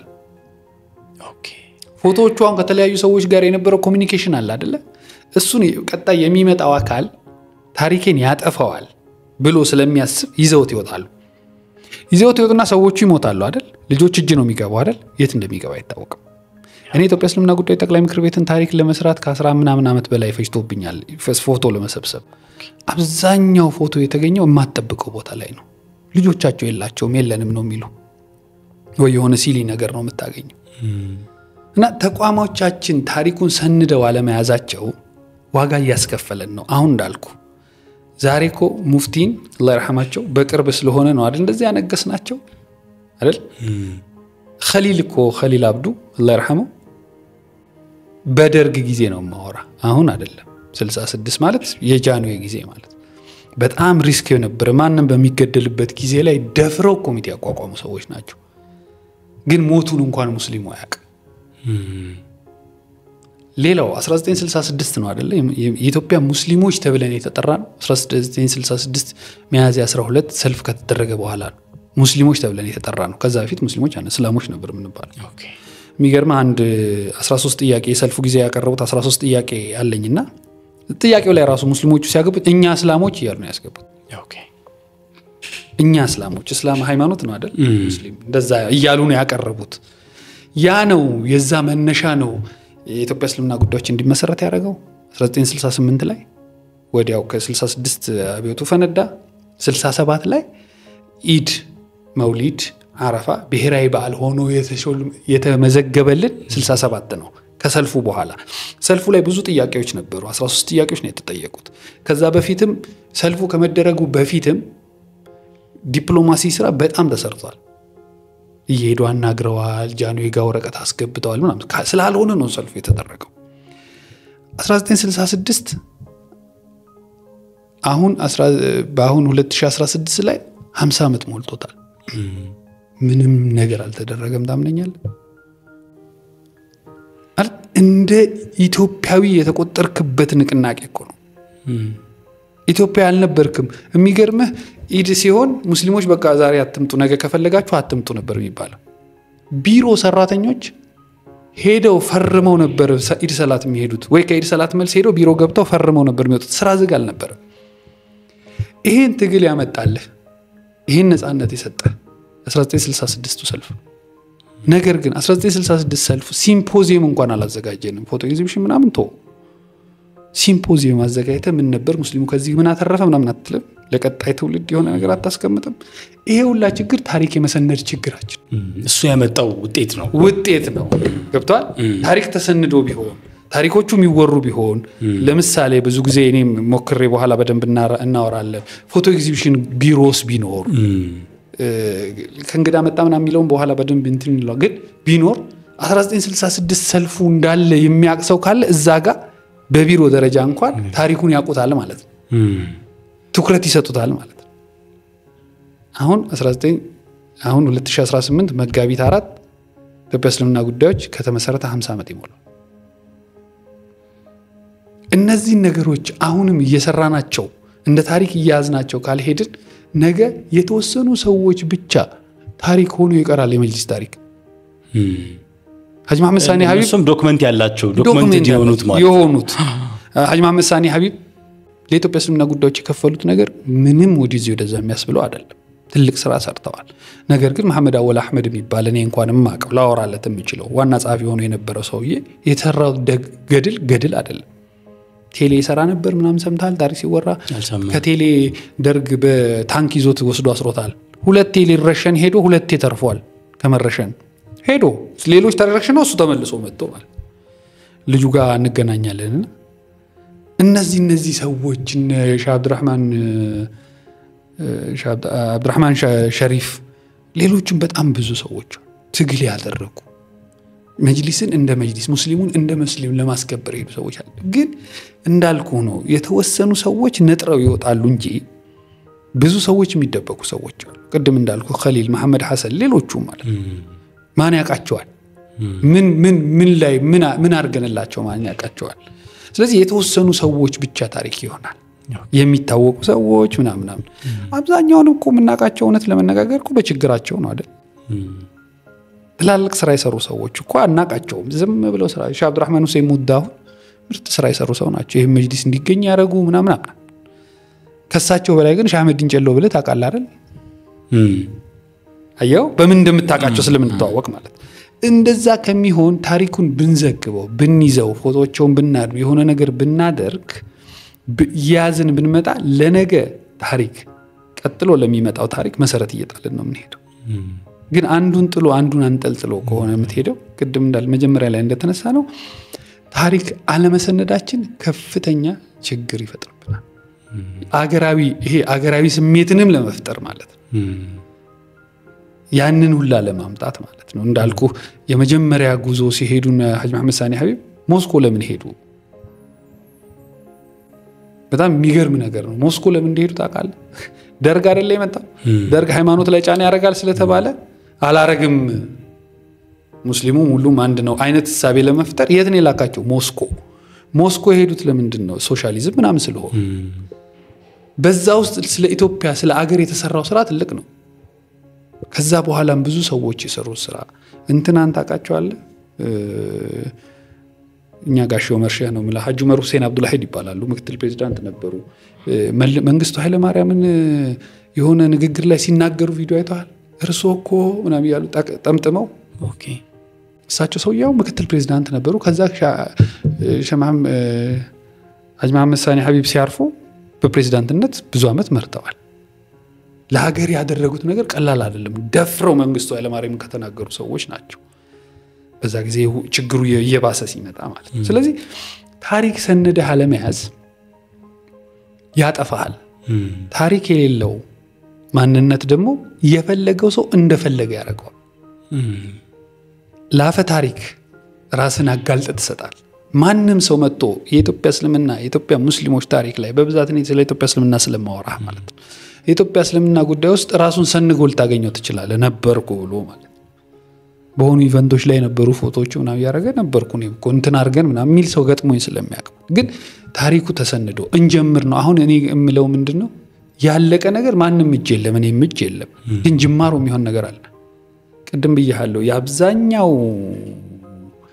የኢትዮጵያ እስልምና ጉዳዮችን የመሩ በዛ ትግል ውስጥ የተንቀሳቀሱ ሰዎች በአብዛኛው ታሪክ ቤታቸው ነው ያለው ቅድም ያልኩ አህመድ ያልኩ ልጅ ዋና ጻፊ የነበረው እሱ አንድ ፋይል ላከልኝ ምን እንደሆነ ታውቃለህ ሞስኮ በነበሩ ጊዜ አባትየው የጻፈው ዲያሪ ኦኬ የሱ አባት ፎቶግራፈሩ ሳይሆን ኦኬ አብሮ ከሄዱት ውስጥ ዋና ጻፊ የነበረው ሰውዬ ዲያሪ ጽፏል አውሮፕላን ይሄን ያህል ሰው ተቀበለን በእንዲህ አይነት ማርሽ ባንድ ምናምን የሚል ዲያሪ አንዷን ፔጅ አንስቶ ላከኝ ያ አላህ እንግዲህ ስባ አንድ ወረቀት ነው ላከልኝ በዛ ውስጥ ራሱ ቡኻሪን እንትን እንደጎበኙ ምናምን የሚገራርም ነገር ነው ያለው እዛ ላይ ራሱ ስታየው ማለት ነው እሱን አሁን የሆነ ፎቶ ኤግዚቢሽን ነገር አዘጋጅተው ወይ ሙዚየም አዘጋጅተው ልክ እንደ ቢላል ላበሽ ቢሮ ላይ ብትከፍተው እጃቸው ላይ ያለ ሰዎች ለማምጣት ችግር የለባቸው ግን አሁን ለማን ይስጡት መሰብሰቢያም ይሆናል አሁን ግን ሪስክ ነው አምጥተ ለሆነ ሰው ብትሰጠው የሆነ ሰው ሲወርድ የሆነ ሰው ያጠፋዋል ተብሎ ይታሰባል ስቲል ነው ግን የተጠበቀ ጥብቅ የሆነ ተመዝግቦ የሚገባበት ምናምን ቢሆን ኦሪጂናሉን ባይሰጥ ኮፒውን ይሰጣል ጥናት ምርምር ምናምንም ለመስራት በጣም ይመቻል አሪፍ ነው ስለዚህ ኢትዮጵያ ሙስሊም ያብሶ ኢትዮጵያ እስልምና ሁሌ ስለማወራ ሰንደና ለመያዛችን በጣም ችግር ይሄ ነገር አዲስ አበባ እስልምና ላይ ማለት ምንም አይነት ዶክመንት የላቸውም በእርግጠኝነት ነው ማለት ስለዚህ ማንንም ይመጣና የታሪኩ አካል ለማድረግ ይሞክራል ራሱ ስጋቱም እሱ ነው አሁን ብዙ ነገር ለመጀመር ስጋቱም እሱ ነው ማለት አንዳንዴ መጅሊስ ያሉ ሰዎች ጋር ስታወራ የተጠናከረ ስለሌለ ከሌን ብንተውስ ከሌ ያለው ቢልስ ምናምን የሚባል ነገር ደርሶብኝ ያውቃል እኔ ፎቶ ኤግዚቢሽን እናዘጋጅ በሚለው ጥያቄ ላይ ማለት ግን አንደ ጀማሪ ነህ የተሟላ ነገር የለንም ቢላል ሀበሽ ጀምር አስተዋውሳለሁ ከኔ የተወሰነ ፎቶ ወስደዋል ከኔ ለሰጥቻቸዋለሁ የሚሸጠውን ሽጭላቸዋለሁ ምናምን ግን አሁን ትልቅ ቤት ሆኗል አይደል ጅማሮ ግን ዜሮ ነበር አንድ ብለው ነው ጀምሩ እና ታሪክን ሰንደህ ለመያዝ ታሪክ እጅ ላይ ያለ መኖሩ አንደኛ ታሪክን ሰዎች እንደፈለጉ ሊበረዙት ይችላሉ ሁለተኛ ታሪክህም ይጠፋል እየቆየ ሲመጣ እየጣፋ ይመጣና ኢትዮጵያ ሙስሊሞች ታሪክ ዜሮ ይሆናል ማለት ነውና ለዚህ ደግሞ ዋጋ መስጠት ያስፈልጋል በደንብ ምናልባት አሁን ቅድም የተቃቀስናቸው እነዚህ ሁሉ ትሩፋቶች ካሉት እነዚህ ሁሉ ጥቅሞች ካሉት ምናልባትም ትውልድን በመገንባት ሂደት ውስጥም በጣም ትልቅ ሚና ካለው እኔ ብዙ ጊዜ ማላስተውለው አንድ ነገር አለ የፎቶ ኤግዚቢሽን ሲዘጋጅ አናይም አይደለ እንደዚህ በተለይ ታሪካዊ ነገሮች ያሉበት እስላማዊ ሆነ የፎቶ ኤግዚቢሽን ተዘጋጅቶ እዛ ላይ ሄደን ብዙ ነገሮችን ማየት የምንችልበት ምናምን ሲዘጋጅ አላይም ምናልባት ተሞክሮ የተተወ ነገር ነው ያልተሳካበት ምክንያት ምንድነው ተሞክሮ ከሆነ እሱም ባውቅ በጣም ደስ ይለኛል መርሐባ በጣም ሞክራለሁ ኦኬ የኢትዮጵያ እስልምና ጉዳዮችን ብዙ ሙከራዎች አድርጌያለሁ አዲስ አበባ እስልምና ሙከራ አድርጌያለሁ አዲስ አበባ እስልምና ባለፈው ቢሮአቸውን የሆኑ ሰዎች ሊጎበኙ ሲመጡ የተወሰኑ ፎቶዎች እንዳመጣላቸው ነግረውኝ እዛ ላይ ዲስፕሌይ አድርገናል አይተውታል ወደውታል ውሳኔ ግን አልወሰኑም ኢትዮጵያ እስልምና በተለያየ ጊዜ ላይ የተለያዩ ነገሮችን ሞክራለሁ ከዛ አልፎ ኤሊት የምትላቸውን ታዋቂ ሰዎች የምትበላቸውን በግለሰብ ደረጃ ያላናገርኩት ሰው የለም ኢቨንት የሚያዘጋጁ ሰዎችን አናግራለሁ ይሄ ነገር ማለ ይሄ ነገር እናርግ ቅድም እንዳልኩ 1966 ሲደርስ ከአንድ አመት በፊት ነው እባካችሁ ይሄ ነገር አለ ይሄን ነገር እናርግ ኢድ 2016 ላይ ማለት ነው 50 ዓመት ሲሞላው 16ቱ 17 ላይ ኢድ ሰላት 50 ዓመት ሞላው ኢድ ሰላት 50 ዓመት ሞላው እሱንም እባካችሁ ብዬ ጠይቄያለሁ አሁንም የኢትዮጵያ እስልምና ጉዳዮችን እየጠየቅኩ ነው አንድ ነገር አለ እንትን የላቸውም ይሄ አልገባቸው ፎቶግራፍ ማለት በጠቅላላ በሙስሊሙ ማህበረሰብ ላይ ፎቶግራፍ ማለት አልገባንም ፎቶግራፍ እነሱ የሚፈልጉት ቅድም እንዳልኩ ነው ለፌስቡክ ለሆነ ነገር እንጂ ያን ፎቶግራፍ አውጥተህ ለህዝቡ ብታሳየው ፎቶ ኤግዚቢሽን ብታደርግ ሌላ ነገር ብታረግ ለህዝቡን የምታስተምርበት በጣም ብዙ ነገር ታሪኩን እንዲያውቅ ታረጋዋለህ መሪዎቹን እንዲያውቅ ታረጋዋለህ ከዛ ላይ ደግሞ የተለያዩ አካሎች የተለያዩ ነገሮች እንዲጽፉ እንዲያጠኑም ተገፋፋቸዋለህ የመጀመሪያው ችግር ኖሃው የለም ተራ ነገር ነው ይመስላችሁ ፎቶ ኤግዚቢሽን እናድርግ ሲባል ተራ ነገር ነው ይመስላችሁ ኢትዮጵያ እስልምና ጉዳዮች ጠቅላይ ምክር ቤት አሁን ከለውጡ በኋላ ብዙ ማሻሻያዎች ተደርገዋል ብዙ ምርጥ ነገሮች ተደርገዋል ቢሮ ታድሷል ስቱዲዮ ተከፍቷል ምናምን አይደል ግን እንግዳ ሲመጣ በምር ነው የምታሳየው ቢሮ እኮ እነሱም አላቸው የተሻለ ቢሮ አይደለም እነሱ አንድ ባለ ሀብታም ቆንጆ ቢሮ ይኖረዋል አይደል ግን ተቋም ከሆንክ እንግዳ ሲመጣብህ ልታሳየው የሚገባው ፎቶዎችህን ነው ሂስትሪ ታሪክህን ነው የምታሳየው ይሄ ነበር የሁሉንም ታሪክ ነበር ፎቶ ኤግዚቢሽኑ ሁለተኛ ያልሆነበት ምክንያት ፎቶ ኤግዚቢሽን ማካሄድ ከፍተኛ ገንዘብ ይፈልጋል ኦኬ ፎቶዎቹ ከማሳተም ጀምሮ ፕሮግራሙን ማዘጋጀት ምናምን እንደሌላ ኢቨንት አይደለም እንደገና ደግሞ ፎቶ ኤግዚቢሽን ግማሽ ቀን የምታደርገው ነገር አይደለም 2 ቀን 3 ቀን ይፈልጋል ቦታ ይፈልጋል ኮስቲ ነው ገንዘብ በጣም ይፈልጋል ቅድም እንዳልኩ ስላልገባቸው ለሱ የሚያወጡት ገንዘብ እንደ ጥፋት የሚያወጡ ሰዎች አሉ ሌላው ፊልድ ላይ ያሉ ሰዎች ፎቶ ኤግዚቢሽን ሲያደርጉ ሁለት ነገር ነው የሚጠቀሙት አንደኛ ስፖንሰሮች ይፈልጋሉ ስፖንሰሮች ሲፈልግ ለእንዲህ አይነት ነገር የሚሆነው ስፖንሰሮች አብዛኛው ቢራ ፋብሪካዎች ናቸው ኦኬ ለምን ኢንተርቴን ስለሚያደርግ በዛ ውስጥ የቢራው ምናምን ኮንሰርት ተዘጋጅቶ ምናምን ይደረጋል በቅርብ በጣም ቆንጆ ፎቶ ኤግዚቢሽን ተደርጎ ነበር የሌላ ሰዎች ያደረጉት እዛ ላይ አሁን በጣም ልንማርበት የሚገባ ነገር ተዘጋጅቷል ሁለተኛው ይሄኛው እንዳለ ሆኖ ማለት ነው ሁለተኛው ፎቶ ነው የምትሸጠው ፎቶዎቹን ዲስፕሌይ ታረጋቸውን ለምሳሌ 40 ፎቶ ይዤ መጣ 40 ፎቶዎቹን ይዤ መጣና ይሁን ሰዎች እኔን እገዛለሁ እኔ እገዛለሁ ይላል ሙስሊሙ ፎቶ ይገዛል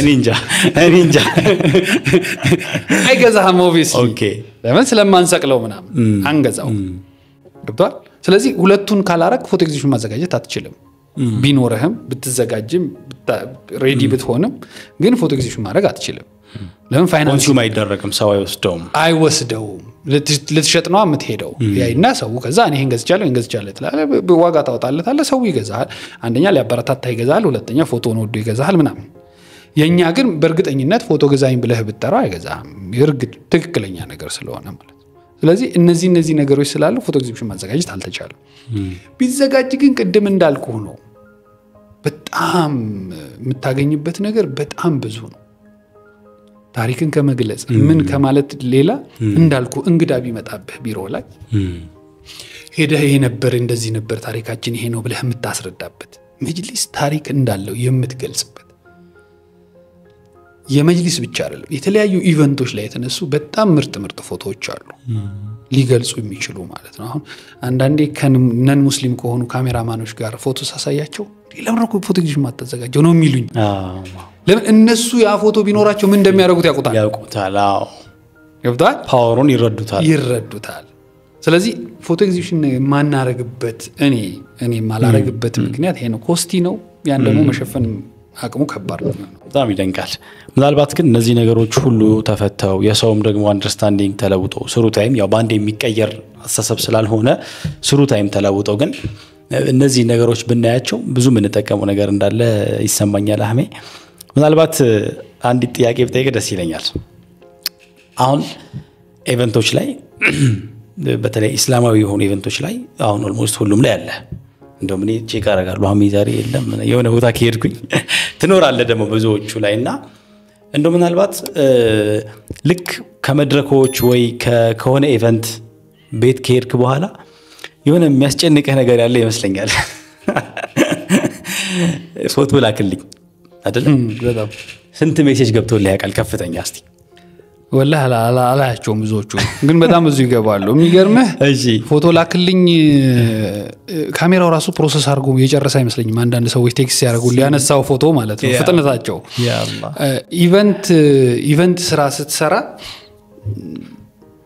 ከኢቨንት ሰው ከመግባቱ በፊት መግባት አለበት ኢቨንት ፎቶግራፈር ስትሆን አዳራሹ ባዶ ሆኖ መግባት አለበት ከዛ ነው መጀመሪያ ያለበት ኦኬ ሰው ከገባህ በኋላ ከገባህ አንተ ኢቨንት ፎቶግራፈር አይደለም ኦኬ ለምን ኢቨንቱ ባዶን አንስተህ ሴታፑን አንስተህ ከዛ በኋላ ሰው የሞላ መጥቶ ምናምን ነው የምትሰራው ስለዚህ አንተ የምትገባበት ሰዓት በጣም early ነው ስለዚህ የምትሰራው ደግሞ የምትወጣው ደግሞ መጨረሻ ነው ሰውን ሁላ አንስተህ ጨርሰህ ምናምን ነው የምትወጣው አይደል ከዛ ይደክማል ከዛ ቤት መግባት አለብህ ወላሂ ነው የምልህ ቤት ሳልገባ መኪና እየነዳሁ የሚደውሉ ሰዎች ቴክስት የሚያደርጉ ሰዎች በጣም ብዙ ናቸው ያአላህ እሱ ቅድም ያልኩ ነው የሶሻል ሚዲያን ለመሽቀዳደም ማለት ፌስቡክ ላይ ቶሎ ፖስት ለማድረግ ማለት ያአላህ እኔ ኢቨንቶችን አይተህ ከሆነ በቀደምም የዛሬ የምናወራበትን ፎቶ ስፖስተው መቼ ነው የፖስተው ማታ ነው የፖስተው አይደል ቶሎ አልፖስተም ለምን መረጋጋት ያስፈልጋል ሁሉም ይረጭና ይጨርሳል አይደል ፎቶውን አለዛ እንዳይደራረብ ማለት ነው ስለዚህ እኔ ባህሌ እንደዛ ነው ስለዚህ ቤት ገብቼ ተረጋግቼ ነው የምትልከው አንደኛ ኢቨንት ፎቶግራፈር ስትሆን አንተ ንግግር ስትጀምርና ንግግር ስትጨርስ ፎቶ ሊኖረኝ ይገባል መሐል ላይ ሊኖረኝ ይገባል ለምን ስትጀምርና መሐል ላይና ስትጨርስ ያለ አክሽን የንግግር ሞቲቭ ምኑ ይቀየራል አይደል ለእጅ ልታወራጭ ትችላለህ የሆነ አክሽን ልታሳይ ትችላለህ ስሜታዊ ልትሆን ትችላለህ ልታለቅስ ትችላለህ ሊከፋህ ይችላል ምናምን አይደል እነዚህን ሁሉ ማንሳት አለብኝ እኔ በአንድ ኢቨንት 3000 2000 ፎቶ ላነሳ ይችላል ሰውየው ግን እዚህ ጋር ዞሬ አንስቼው ዞሬ አንተን እያነሳው ይደውላል ላክልኝ ብሎ ማለት ወላሂ ከምር እኮ እና ከስራው በላይ በጣም የሚያስጨንቀኝ ነገር እሱ ነው ፎቶ ላክልኝ ሁለተኛ በጣም ብዙ ጊዜ እኔ ፎቶ እልካለሁ ፖስታለሁ ስሜን አልጽፍም ስሜን መጻፍ የጀመርኩት መቼ መሰለ በዚህ አጋጣሚ ልንገር ቅድም ያልኩ የሙፍቲ ፎቶ እንደይዞር ያነሳሁት ፎቶ አለ እልክልሃለሁ እሱን ፎቶ አንስቼ የሆነ ጊዜ ላይ የሆነ ሰው እኔን ያነሳሁት ብሎ ለኔ ያሳየኝ ከዳት ወይኔ አሳየኝ ለኔ ከዛ አህመድ ነጋ መጻፍ አለበት ብዬ ነው የጻፍኩት ስሜን የጀመርኩት አየ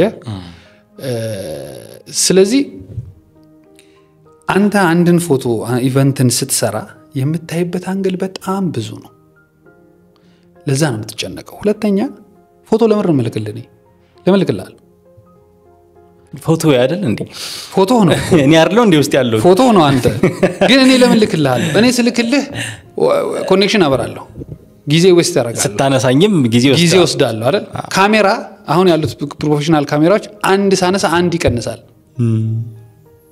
ማለት ቁጥር ሰጥተው ነው የሚያመጡ የሆነ ነገር መቀየር አለበት ልክ እንደ መኪና ማለት ስለዚህ እኔ አንተን ሳነሳ አንድ ነገር እየገደልኩ ነው ማለት ጊዜ አለ ገንዘብ አለ ምናምናም ከዛ ደግሞ ካሜራውን እየጎዳሁት ነው አይደል አንድ ጣጣ ሳረግ ማለት ነው ስለዚህ ላክልኝ ብለህ ስታስጨንቀኝ ለምን ነው ልክልህም ብለህ ይችላልው እኮ እኔ አንተ ሾው ላይ ዝም ብዬ እስማኤል በአላህ አቀርበኝ ብለህ ታቀርበኛል ወይም ደግሞ የሆነ ካፌ ገብተህ ማኪያቶ ስጡኝ በአላህ ብለህ ትሰጠኛለህ አይሆንም ይሄ ለስራው የሚሰጠው ዝቅተኛ አስተሳሰብ የሚገርመው ነገር ደግሞ መሰል ኢቨንት ያዘጋጁና ቅድም እንዳልከኝ ኢቨንት ከሰማው የፈለገ ሰው ያዘጋጀ ይሄዳል የሙስሊም ኢቨንት ከሆነ ከለ ያዘጋጀው ሐስል አይደለም ሄጄ የሙስሊም ኢቨንት ነው ፎቶ ማንሳት አለብኝ አብዛኛው ኢቨንት መቁጠር እንችላለን ተከፍሎኝ የሰራውት አይደለም ዶክመንት ያረኳቸው በራሴ የምሰራቸው በጣም ብዙ ይሆናሉ እንደ ምሳሌ ላንሳለ ጎዳና ኢፍጣር 5ኛው ነው አይደል አንድ ነው ተከፍሎኝ የሰራውት 5ቱም አለኝ በራሴ ነው 5ቱንም ሳነሳ 5ቱንም ዶክመንት ሳረክ 5ቱም ያለኝ ብቸኛ ፎቶግራፈር እኔ ነኝ በእርግጠኛ ነግራል የ5ቱም አመት ማለት ነው ያለኝ እኔ ነኝ ጎዳና ኢፍጣር ለማንሳት ስትገባ ቢያንስ 8 ሰዓት ትገባለህ የምትጨርሰው ኢሻ ላይ ነው አይደል ግን ፎቶውን እንድልክላቸው ይፈልጋሉ ሰዎች ወለካለው ችግር የለብኝ ግን ኢቨንቱን አይጠሩ ብዙ ኢቨንት ነው ይሄ እንደ ምሳሌ ነው ያነሳው በጣም ብዙ ኢቨንቶች ይዘጋጃሉ ትሰማለህ ጭራሽ ደውለው እንኳን አይጠሩህ በሆነ ምክንያት አይቼ ነው የሚሄደው ሲጨርስ ፎቶ ላክልኝ ይለኛል ይሄ እንደው ግን ከወሰዱ በኋላ ግን ክሬዲት እንኳን አይሰጡም እስኪ እሱ ላይ ትንሽ ነገር እንድትረዳለህ ክሬዲት አሁን በአቡነ ማቲያስ በሙፍቲ ለቅሶ ላይ አላህ ይርሐማቸው ፎቶ ቫይራል ወጥቶ ነው ዛሬ የምናወራው ወደ ኋላ መለስ ብለህ እስቲ ምን ያህል ሰው ነው ማን ነው ያረጋኝና ስሜን ጠርሶ የፎቶ ምንነትን ገልጾ ፎቶ ማለት ይሄ ነው ይሄ ፎቶ እንዲህ ይገልጻል ይሄ ፎቶ ቢኖር እንዲህ ይላል ብለው የጻፉት ነን ሙስሊሞች ሰዎች ናቸው አብዛኛው ታዋቂ ኤሊት የምትለው ፎቶውን ወስዶ የፖስተ ሙስሊም አንድም ሰው ሜንሽን አላረገ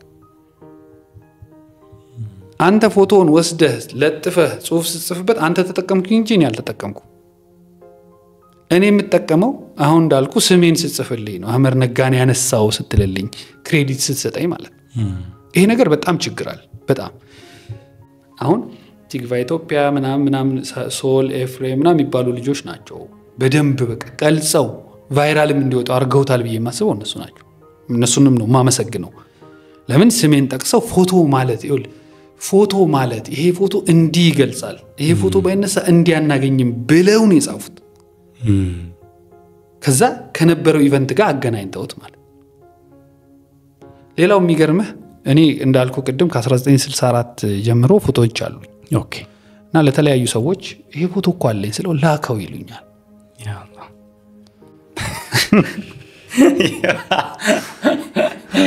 ኦኬ ኢትዮጵያ ፕሬስ ድርጅት የድሮ ፎቶ ሄደህ ለመግዛት ከ1934 ጠይቄ አለ የመረጃውን ልክልሃል ከ1934 እስከ 1966 አብዮቱ እስኪፈነዳ ድረስ አንድ ፎቶ ሶፍት ኮፒ 10 ሺህ ብር ነው የሚሸጠው።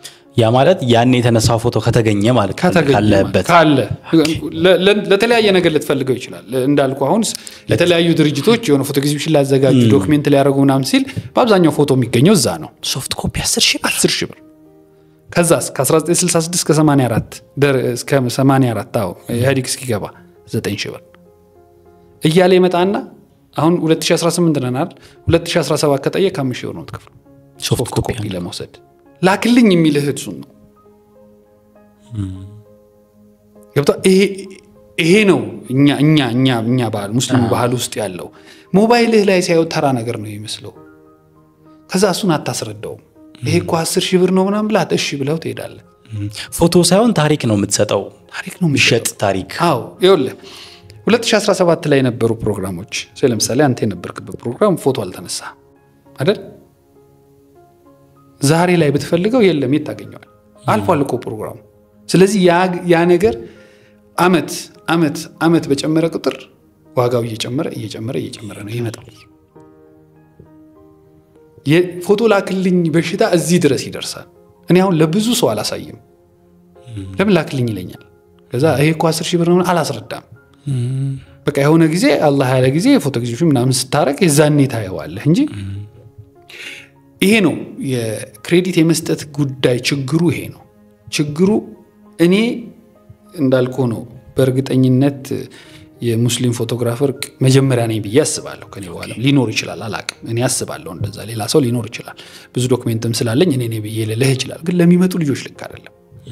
አንተ ብዙ የምታውቃቸው አብረህ የሰራሃቸው ልጆች ምናምን ሰርግ ነው የሚሰሩት አይደል? ለምን ነው ሰርግ የሚሰሩት? ጠይቃቸው ታውቃለህ? የኢንካም ስላለው ኦብቪየስሊ ገንዘብ አለው ይለዋል። እነዚህን ስራዎች ግን መስራት አይፈልጉም። ለምን ይደክማል? እውነቱን ነው። እዛ ጋር አንድ ሰርግ ሰርቶ የሚያገኘው ገንዘብ እኮ እዚህ ጋር እኮ ሲለፋ ቢውል ዞር ብሎ የሚያየው የለም። ላክልኝ ፎቶ ብሎ ከመሄድ በስተቀር ማለት ቴክስት ከማድረግ ፎቶ ላክ ብሎ ቴክስት ከማድረግ ማለት። እዛ ጋር ግን አንድ ሰው ፎቶ ብታነሳው ተከፍለህ ነው የምትወስደው ትለዋለህ አይደል? ያ ባህል መለመድ መቻል አለበት። አብሶ ለሚመጡ ልጆች አዳዲስ ለሚመጡ ልጆች አሉ በጣም ጥሩ ፎቶግራፈሮች አሉ እና ቡዲ ምናምን በጣም ጎበዞች ናቸው። ሚናራ ላይ ያሉ ልጆች ምናምን በጣም ጎበዞች ናቸው። ግን ወደ ኢስላሚኩ በደንብ መተው እንዲሰሩ እንደኔ የሆነ ኢቨንት ሲኖር የሆነ ገንዘብ አገኛለሁ አላገኝም ብለው አስበው ሳይሆን በቃ አቴንድ ማድረግ አለብኝ ብለው እንዲመጡ የሚያገኙት ጥቅም መታወቅ መቻል አለበት። ያለዛ የሆነ ሙስሊም ትልቅ ፕሮግራም ኖሮ ሰርግ ቢነገረው ሰርግ ላይ ይሄዳል ማለት። ስለዚህ የቺ ፎቶ ላክልኝ የምትለው ሐሳቤ አደጋዋ በጣም ከባድ ነች። በጣም አንድ ሰሞን ምን ማድረግ ሞክሬ ነበር መሰለ ያነሳሁትን ፎቶ ሁላ ፌስቡክ ላይ አድርጌ ከዛ ወሰዱ ማለትም ጀምሬ ነበር። ግን ለምን ነው ሐስል ራሴ ላይ እዛ ራሱን ተማረው ሐስል ከዛ ቁጭ ብለ ከዛ አላክ ወላሂ የሚገርም ማለት ነው። ደውሎ እኔን አልፖስትክኝ የሚል ሰው አለ። ፖስተኝ እንጂ ወላሂ አለ። ኦኬ ፖስተኝ እንጂ ይላል ደውሎ አትፈራም? ምን ትለዋለህ ነው ምን ታረጋዋለህ? ያ እንትን በጣም ከባድ ነው። በጣም ይገርማል። በጣም እንትን ማለት ፓኬጅ ነው አታውጣለትም ወይ ዛይ ፐር ፎቶ ይሄን ያህል ይክፈል ሰው እንደዛ ሲሆን ሆነ ቫልዩ የሚደረገው አይ ቲንክ። አሁን ምን አረግን መሰለህ አንድ ጊዜ የሆነ ነገር ተፈጠረና ሁሉንም ልጆች ደውዬ አናገርኩ። ኦኬ እዚህ ስራ ላይ የሚሰሩ ልጆች ደውዬ ካሁን በኋላ ያልተጠራንበት ቦታ አንገኝም። ኦኬ ባይኮት ማድረግ አለብን። ኦኬ ኮምፕሊትሊ ደወልኩና ሁሉንም ልጆች እንደዚህ አይነት ፕሮግራሞች አሉ አንገኝም ባይኮት እናደርጋለን። ኦኬ በቃ እዛ ቦታ ላይ ለመገኘት እንወስናለን። ሁለተኛ ካሁን በኋላ ፎቶ ለሚጠይቀን ሰው እናስከፍላለን ብለን አውርተን የሆነ የጀመርናቸው ጅምሮች ካሁን ወዲያ ያንን ነው የምናደርገው ሁላችንም። ቀደም እንዳልኩ ነው ዋይፋይ ያበራለሁ ኮኔክሽን ተጠቀማለሁ ጊዜ ወስድብኛል አይደል? ካሜራዬን እገለዋለሁ። ከዛ ሰውየው ደግሞ ይጠቀማል። ሰዎቹ እኮ ፎቶ ላክልኝ የሚሉ ፌስቡክ ላይ ፖስቶ ላይክ እና ኮሜንት ምናምን ያው ቢዝነስ ነው ታውቀዋለህ። ያ በበዛ ቁጥር እይታ በበዛ ቁጥር ነው የምትፈጥረው ነገር ስላል እነሱ ቢዝነስ እየሰሩ ነው። ስለዚህ ያ ነገሮች መመጣት አለበት። ወደዛ እየገባን ነው። እኔ ብቻ አይደለም የምገባው። እኔ ብቻ ከማረጋው የሚመጡትም ልጆች ይዘን የሆነ ማህበር አቋቁመን ከዚህ በኋላ ለማንም ሰው ፎቶ ስንልክ አስከፍለን ይሆናል የሚለው ላይ እየመጣን ነው። በደንብ ይመጣልን ብዬ አስባለሁ። ያኔ ዋጋ የተሰጠውም ቫልዩ የተደረገው ይመጣል ብዬ አስባለሁ። በጣም ይገርማል። ብዙ ባህሎቻችን ብዙ ነገሮቻችን መስተካከል መታረም እንዳለባቸው ይሰማኛል። ያው ያለመድ ነው ጉዳዩም ላይ ይሄ ፎቶ ሪሌትድ የሆኑ ነገሮች ላይ የሚንጸባረቁ አቋሞችም ጭምር ስላሉ ይመስለኛል አንዳንዶቹ ነገሮች እምነት ውስጥ የሚንጸባረቁ የተለያዩ አቋሞችም ጭምር ስላሉ እነሱንም መነሻ አድርገው ይመስለኛል እንደዚህ አይነት ባህሎቻችን የመጡት ኤኒዌይስ በጊዜ ሂደት ታርመው ግን አትሊስት ታሪካዊ ነገሮችን ሰንደን ማስቀመጥ ለነዛንም ደግሞ ቫልዩ ማድረግ እንደዚህ አይነት ሂስቶሪካል የሆኑ ነገሮች ለሚሰጡን ሰዎች ደግሞ በትንሹ ክሬዲት መስጠት ያስፈልጋል በያስባለሁ እንግዲህ ቀደም ብዬ መግቢያ ላይ እንዳነሳውት ዛሬ ያወራን ያለ ነው መነሻችን ከሰሞኑ እንግዲህ ራስ ሊቃነ ጳጳሳት ቀዳማዊ ፓትርያርክ አባ ማቲያስ በጣም በሚገርም ሁኔታ የተቀዳሚ ሙፍቲ ሐጂ ዑመር ኢድሪስ የአስክሬን ሽኝት ስነ ስርዓት ላይ በሚሊኒየም አዳራሽ ማለት ነው ተገኝተው በጣም በቃ ማለት ቅድም እንዳልከው ማብራሪያ የማይፈልግ በቃ እንዳየው ስሜታቸውን በሙሉ የሚገልጽ አይነት ፎቶ አይተን ነበር አይናቸው ላይ ባይታያል ሐዘን አለ በጣም ብዙ ሰዎች ጋር እሱ መነጋገሪያ ሆኖ ነበርና ስለሱ ፎቶ ማወቅ እንፈልጋቸው ብዙ ነገሮች አሉ የመጀመሪያው አንተ ብዙ ኢቨንቶች ላይ ትገኛለህ ብዙ ነገሮች ላይ ትገኛለህ የብዙ ነገሮች ማስረጃዎች አሉና ምናልባት በእለቱ አባ ማቲያስ ሊመጡ እንደሚችሉ እሳቸው ደግሞ እኔ ባለ መረጃ መሰረት ብዙ ኢቨንት ላይ የሚገኙ አይነት አባት አይደሉም አይደለ በጣም ክሪቲካል የሆኑ ኢቨንቶች ላይ ብቻ ነው የሚገኙት ይሄ ምንድነው በጣም የተከበሩ አባት ናቸው ሁሉም ቦታ ላይ ያናገኛቸውም በጣም ወሳኝ ቦታዎች ላይ ብቻ ነው የሚገኙትና ምናልባት ኤክስፔክት ያረከው ነገር ይኖር ይሆን ከሐጂስ ጋር ያላቸውን ቅርበት በተደጋጋሚ ያስተዋልከው ነገር ይኖር ይሆን ስለሱ ብታወራኝ ደስ ይለኛል አልበያን የቁርአንና የተርቢያ ማዕከል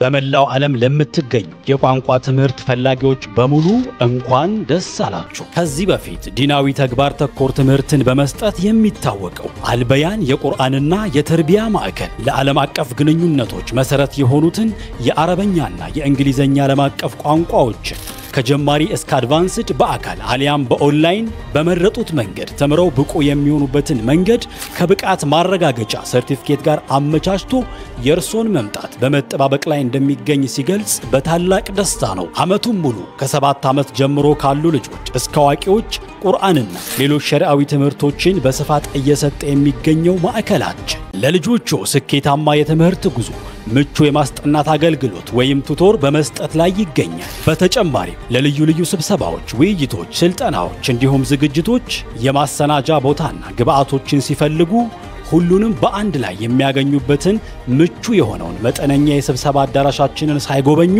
እንዳይወስኑ።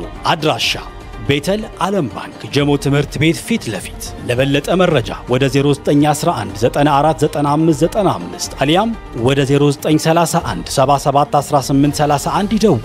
አልበያን የቁርአንና የተርቢያ ማዕከል በእውቀት ጥላ ስር። በ2017 ዓመተ ምህረት የሪል ስቴት አዋርድ ተሸላሚ የሆነው ድርጅታችን የዘመናት ህልሞን እውን ለማድረግ ከውጪም ከሀገር ውስጥም ያላችሁ ቤት ፈላጊዎች ባሉበት ሆነው የቤት ባለቤት የሚሆኑበትን አዲስ አሰራር ከአዲስ ዲዛይን ጋር ይዘንሎት ቀርበናል። አዲስ ዓመትን በማስመልከት ለእርሶ በቀረበ ዋጋ በ10% ቅድመ ክፍያ ቤቶን እየኖሩበት ወይም ማከራይተውት የሚከፍሉት የ60% አከፋፈል አማራጭም አቅርበንሎታል። 24 ሰዓት በግንባታ ላይ የሚገኘው ኮምፓውንዳችን ውስጥ የቪአይፒ ቦታዎችን በረንዳ ያላቸው ቤቶች ክሎዝድ ኪችን፣ ኦፕን ኪችን፣ ስቶር፣ ላውንደሪ፣ የሰራተኛ መኝታ ከነመታጠቢያው ሁሉንም ክፍሎች የጧት ፀሐይ እንዲያገኙ አድርገን አቅርበንላቸዋል። ቅድመ ክፍያውን ሲከፍሉ የእርሶን የቤት ባለቤትነት የሚያረጋግጡ ሙሉ ሰነዶችም በእጁ ያስገባሉ። ያሉን ቦታዎች ውስን ስለሆኑ በ0944 40 0808 አሊያም በ0974 74 50 ላይ ያገኙናል። ወደ ቢሮ ሲመጡ ይህን ቻናል ማየቶን እንዳይዘነጉ። ዲኤምሲ ሪል ስቴት ደስታው እዚህ ይጀምራል። መርሐባ። ከሐጂ ጋር ባለው ነገር እናንሳ። ከሐጂ ጋር ያላቸው ቅርርብ በስራ ብዙ ጊዜ ስለማገኛቸው ይሄ የዲፕሎማሲ ወይንም የፖለቲካ ወይንም የምናምን አይደለም፣ ሪል ጓደኛማቾች ናቸው። ሪል በቃ የሚከባበሩ የሚተሳሰቡ ምናምን ጓደኛማቾች ናቸው። አንድ ነገር ላንሳለህ። ሙፍቲ ወደ ኢትዮጵያ እስልምና ጉዳይ ጠቅላይ ምክር ቤት ከመጡ በኋላ አንድ ጊዜ ተደዋወሉና እንትን ተባባሉ እንገናኝ እስቲ ይሄ ሙስሊሙና ክርስቲያኑ ላይ ያለውን ነገር ለማቀራረብ የሆነ ነገር እንስራ ቀድመን የሆነ ነገር መስራት አለብን ምናምን ተባብሉ ተነጋገሩና የት እንገናኝ የሚል ነገር መጣ ከዛ አባ ማቲያስ ቢሮ መጣለው አሉ ሙፍቲ አይኔኔ የሚመጣው አሉ አይኔኔ የሚመጣው ተባባሉ መጨረሻ ላይ ምን እንደወሰኑ ታውቃለህ በቃ ሃይማኖት ተቋማቶች እንገናኝ ተባባሉ ይሄ የሚያሳየው የመከባበራቸው ሌቭል ነው እንጂ አንዳቸው ጋር እኮ ቢሄዱ ምንም እኮ ችግር የለውም አይደል ግን አይኖ እርሳቸው ከሚመጣው እኔ ልሂድ ሌላው ምንድን ነው የሚለው ና በቃ እናወራለን እኔ እንኳን ካፌ ስንቀያ ና በቃ ነው የምትለኝ አይደል ወይኔ በቃ እስማኤል እዚህና ነው እኮ ማለት ግን እነሱ ያን ያህል ነው የሚቀራረቡት ሲገናኙ በጣም ብዙ ፎቶዎች አሉኝ ከሁለቱ ጋር ከዚህ በፊት በጣም መከባበራቸውን የሚያሳይ ማለት እየሄዱ እንኳን በር ሲያጋጥማቸው አንተለፍ ብለው የሆነ ደቂቃ የሚቆሙ ሰዎች ናቸው ይሄ ዝም ብለው የሚወጡ ሰዎች አልነበሩም ቀረርባቸው በጣም የሚገርም ነበር ተሳስበው በጣም ነበር ጓደኝነታቸውና ወደ ኢቨንቱ ስመጣ አባይ ይመጣሉ የሚል ሐሳብ ያልነበረኝ ቅድም ካልከኝ ጋር ብዙ ቦታ ስለማይጋኙ ስለሚያማቸው ምናምን አይመጡም ግን ልክ ሲመጡ ሲገቡ ሳይ ከሳቸው ላይ አንድ ፎቶ እንደማገኝ እርግጠኛ ነበርኩ ይሄን ያህል ቫይራል ይሆናል ብዬ ባልጠበቅም ግን ሙስሊሙ የሚቀባበለው ፎቶ ይኖራል ብዬ አስቤ ነበር ለምን በብዙ ኢቨንቶች ካየ ሼክ ሰይድ አህመድ ሙስጠፋ የናው በከረን ብዙ ነገሮችን አንድ ወይ ሁለት ፎቶ ጥሩ እንዲሆን እፈልጋለሁ ቅድም እንዳልኩ ነው ኢቨንቱን በአንድና በሁለት ፎቶ መግለጽ መቻል አለበት ብዬ አስባለሁ እንደ ሚዲያ ካሜራማን ንግግር ሲያረግ ብቻ አንስቼ ወይ ዋይድ ሹት አንስቼ ምናምን መቀመጥ አልፈልግም የሆነ ነገር ሰው ሊገልጽ የሚችል ነገርን መፍጠር መፈለግ እፈልጋለሁና ልክ ሲገቡ ሳያቸው በእርግጠኝነት የሆነ ፎቶ እንደማገኝ እርግጠኛ ነበር ግን ይሄን ያህል ቫይራል ሆኖ ይሄን ያህል ይመጣል የሚል ሐሳብ የለኝም ፎቶውን ሳነሳቸው ልክ መጣው ሲቀመጡ እንዳልኩ ወሰንኩ የሆነ ነገር ማግኘት አለብኝ ብዬ ከዛ በተደጋጋሚ ፎቶ አነሳቸው ነበር ሞሽናቸውን የፊታቸውን እንቅስቃሴ ሁሉ ነገራቸውን ቢያንስ የሳቸው ፎቶውን በቆጥርልህ እንደዚህ ያነሳዋቸውን 30 40 ፎቶ ይሆናል ከዛ ውስጥ ነው አንዱን የምታወጣው ያቺ ኢንሲደንት የተፈጠረችው ልጃቸው የሙፍቲ ልጅ አላህ ይርሐማቸው ንግግር ሲያረግ ነው ማልቀስ የጀመሩት ኖርማሊ ሲመጡ ነበር ከመጀመሪያም ደምሮ በሐዘኑ ፊታቸው ላይ አለ ግን እንባው መምጣት የጀመረው የዛኔ ነበር ስለዚህ ምንድነው ያደረኩት ጥሩ ፎቶ መነሳት ነበረበት ስለዚህ አይን እይታቸው መጠበቅ አለብህ መዞር የለባቸውም ምናምን አሁን ይሄን ፎቶ ላሳድገው ብትል ይፈልገ ትልቅ ብታያቸው አይን እይታቸው ፊት ለፊት ስለሆነ አንተን የሚያዩ እስኪመስልህ ድረስ ፐርፌክሽን መጠበቅ ስለነበረብህ ማለት ስለዚህ ፎቶ የተነሳው ዝም ብሎ የተነሳ ሳይሆን ታሪክን ይዞ እንዲመጣ ፈልጌ ያነሳሁት ፎቶ ነው የሳቸውን ግንኙነት የአብሯቸውን ነገር ምናምን ስለማቀው የነበሩኝን ፎቶዎች ስለማቀው አባሲ መጡ ሊሰማቸው የሚችለውን ሐዘን ማስቀረት ነበረብኝ ብዬ ስላሰብኩ ነው ያን ፎቶ ያነሳሁትና እንዳየው ነው ፊታቸው ላይ ምንም ነገር በቃ እንትና ኤፍሬም የሚባል ጋዜጠኛ ልጅ የጻፈውን ካየው ይሄን ፎቶ አይቶ ጥሩ ጻፊ የሆነ ሰው ቢያገኝ አንድ መጽሐፍ ይወጣዋል አለ በፎቶ ብቻ አላህ ሁሉን ነገራቸውን ይገልጻል አሁን ሙፍቲ ሐዘን በጣም ጎርቶናል አይደል በጣም አዝነናል ትልቅ አባት ናቸው እድሜያቸው ትልቅ ነው ሸኽ ናቸው አይደል የሳቸውን ሐዘን አባ በደንብ ገለጹልን በቃ ሌላ ፎቶ ያስፈልጋል የኔን ያንተን የምናምን ፎቶ የሚገልጽ ፎቶግራፍ ማለት ይሄ ነው አንድ ወቅት ላይ ምን ሆነ መሰለ የሆነ ሀገር ላይ አንድ ሰው ጠፋና ከሌ የሚባል ሰውዬ ጠፍቷልና አፋልጉኝ ብሎ የፕሬዝዳንቱ ፎቶ ተለጠፈ ሰው ቀድሞ የሚያው ማን ነው ፕሬዝዳንቱን አይደል ምን ሆኑ ብሎ ነው የገባው ስለዚህ ፎቶ ምን ያህል ነገር እንደሚቀየር ቼንጅ እንደሚያደርግ ልክ አሁን እንደዚህ ያሳለፍክ ያባን ፎቶ ስታቆመው ይገባሃል ሐዘኑ ይታያል በደም ስለዚህ ሆነ ተብሎ ብዬ አስቤ ሲመጡ ገና ያነሳውት ፎቶና ይሄን ያህል ቫይራል ሆኖ ይሄን ያህል ይመጣል ግን ብዬ አላሰብኩም ሙስሊሙ ማህበረሰብ ላይ የሆነ ነገር ይፈጥራል የሆነ ሰው ይቀባበላል ብዬ አስቤያለሁ ግን ያን ያህል ገምቼ ያደረኩት ነገር አልነበረም በጣም ይደንቃል የሰውን ሪአክሽን እስከዛ በኋላ ሰው በጣም ትላልቅ ሰዎች አርቲስቶች ሀገራችን ላይ ያሉ ተጽዕኖ ፈጣሪዎች በሙሉ የተጠቀሙት ፎቶ ነው እሱ ያላይ ላይክ ፖስት ያላደረገው በተለይ የተወሰነች ምትሆን ተጽዕኖ አላቸው ተብሎ የሚታሰቡ ሰዎች በሙሉ የተጠቀሙት ፎቶ ነውና how you feel ደግሞ ያንን ስታይ ተጽዕኖ በዛ ደረጃ ሆኖ ስታይ ምን ተሰማ? ወይ በጣም ነው ደስ ያለኝ። ይበልጥ ደግሞ እንዳልኩህ ነው ከሙፍቲ ጋር ባለኝ ኮሚኒኬሽን ሙፍቲን 20 ምናምን ዓመት ነው ማቃቸው 20 ምናምን ዓመት በብዛት ኮሚኒኬሽናችንን ለማስቀጠል አብሬ ለመሆን ብዙ በስልጣን ላይ ባልነበሩም ጊዜ ቅድም እንዳልኩ የዛሬ 14 ዓመት ቁርአናቸው ሲቀረጽ ኮሚኒኬሽናችንን ለማስረዳት ማለት ነው የሆኑ ሰዎች ሞክረው ነበር እና ሲራጅ የሚባል ኤምሬት ኤምባሲ አብሮን የሚሰራ ኤምሬት ኤምባሲም ስራ ስለምሰራ እሱና ኡስታዝ መንሱር ተነጋገርነው ይቀረጹ ተባለ። ከዛ ማን ይቀረጻቸው የሚል ነገር መጣ። የዛን ጊዜ እንዳልኩ ነው በጣም ጥቂት ሰዎች ነን ያለነው። ጥቂቱ ሰዎች ደግሞ የሆነ ሚዲያ ውስጥ ያሉ ናቸው። እሳቸው ደግሞ ሚዲያ ውስጥ ያለ ሰው እንዲቀርጻቸው አልፈለጉ ምናምን እና ተጠርተውኝ ሄጄ እኔ ኡስታዝ መንሱር ሲራጅ አላህ ይርሐማቸው ሙፍቲ ሼክ ሰይድ የበኒ መስጊድ ኢማም ቁጭ ብለን ቀረጻውን በቃ አህመድ ሊቀርጽ እሺ ብለዋል ሲሏቸው አህመድ እሺ ያለ ነው ያሉት። አዎ ሲል መርሐባ ያሉት። ከዛ 3 ወር ከአስር እስከ መግሪብ ከመግሪብ እስከ ኢሻ ተከታታይ ኤቭሪ ዴይ ማለት የሆነ ቀን እያቋረጥን ነው የሰራናቸው እና እሱን ስንሰራ እንደ ምን ሆኖ መሰለ የምንሰራት ሚኒ ዲቪ ካሜራ የምትባል ነበረች። ዛሬ 14 ዓመት ማለት ካርድ እነዚህ ካሜራዎች ምናምን የሉ እነዚህ ማይኮች የሉም። የሆነ ማይክ ምናምን ተጠቅመን የሰራናቸውና እየሰራን ሚኒ ዲቪ ካሴት ከተማ ላይ ጠፋ። ኦኬ ወደ 100 ምናምን ካሴት ነው የቀረጽናቸው 190 ምናምን ካሴት 14 ዓመት ስለሆነ ቀጥታ ለሚመለከተው አካል ነው የሰጠውትና 100 ምናምን ካሴት ነው የሰራናቸው 190 ካይቢ ማለት ነው። ከዛ ካሴት ጠፋ ይቋረጥ ምናምን ሲባል ጠሩኝና አህመድ አሉኝ። አቤት ካሴት እንደዚህ ሆነ ተወደደ ምናምን አይደል አለ። አዎ ጠፋ አይደል? አዎ በጣም ማላስረዘምኩትም በጣም ማላሳጠርኩትም እኮ ላሳጥረው እንዴ አሉኝ። አስበዋል ያአላህ 100 ምናምን ካሴት ቀርጸህ ለካ መሃል ላይ ሆኖ ነው የሚፈስሩት። ያአላህ ቢያረዝሙት ምን ሊሆን ነበር? ያአላህ ሲፈስሩ አንዳንዴ ቁጭ ብለ የሆነች ቁርአን አያ ሲተነትኗት ሙፍቲ ወይኔ ረሱት እንዴ ከእንትን ይወጡ ይመስልህና ማለት ነው ከእሳቤው ይወጡ መስሎ በጣም ከማስፋታቸው የተነሳ ማለት ከዛ መልሰው እንደገና ያመጡታልና ከዛ ጊዜ ጀምሮ ነው ኮሚኒኬሽናችን አሪፍ የሆነውና ይሄ ምድል ያገኘሁት በሳቸው በመሆኔ ደስተኛ ነኝ። ኦኬ ማለት የሳቸው ሐዘን ቢጎዳ የሳቸው ሐዘን ቢያስከፋም ግን ለሳቸው ስለፋው የነበረው የታሪክ ሂደት አንዱ ይሄ ፎቶ ሆኖ ይቀመጣል። አንዱ ነው። አሁን የሙፍቲ አላህ ይርሐማቸው ከ90 ምናምን ጀምሮ ያለኝ ፎቶዎች አሉ አይደል? ቅድም ያነሳ ነው። አዎ አሁን እነሱን ፎቶ ኤግዚቢሽን ላርግ ብል ያባን ፎቶ አንዱ አርጌ ነው ማስቀምጠው።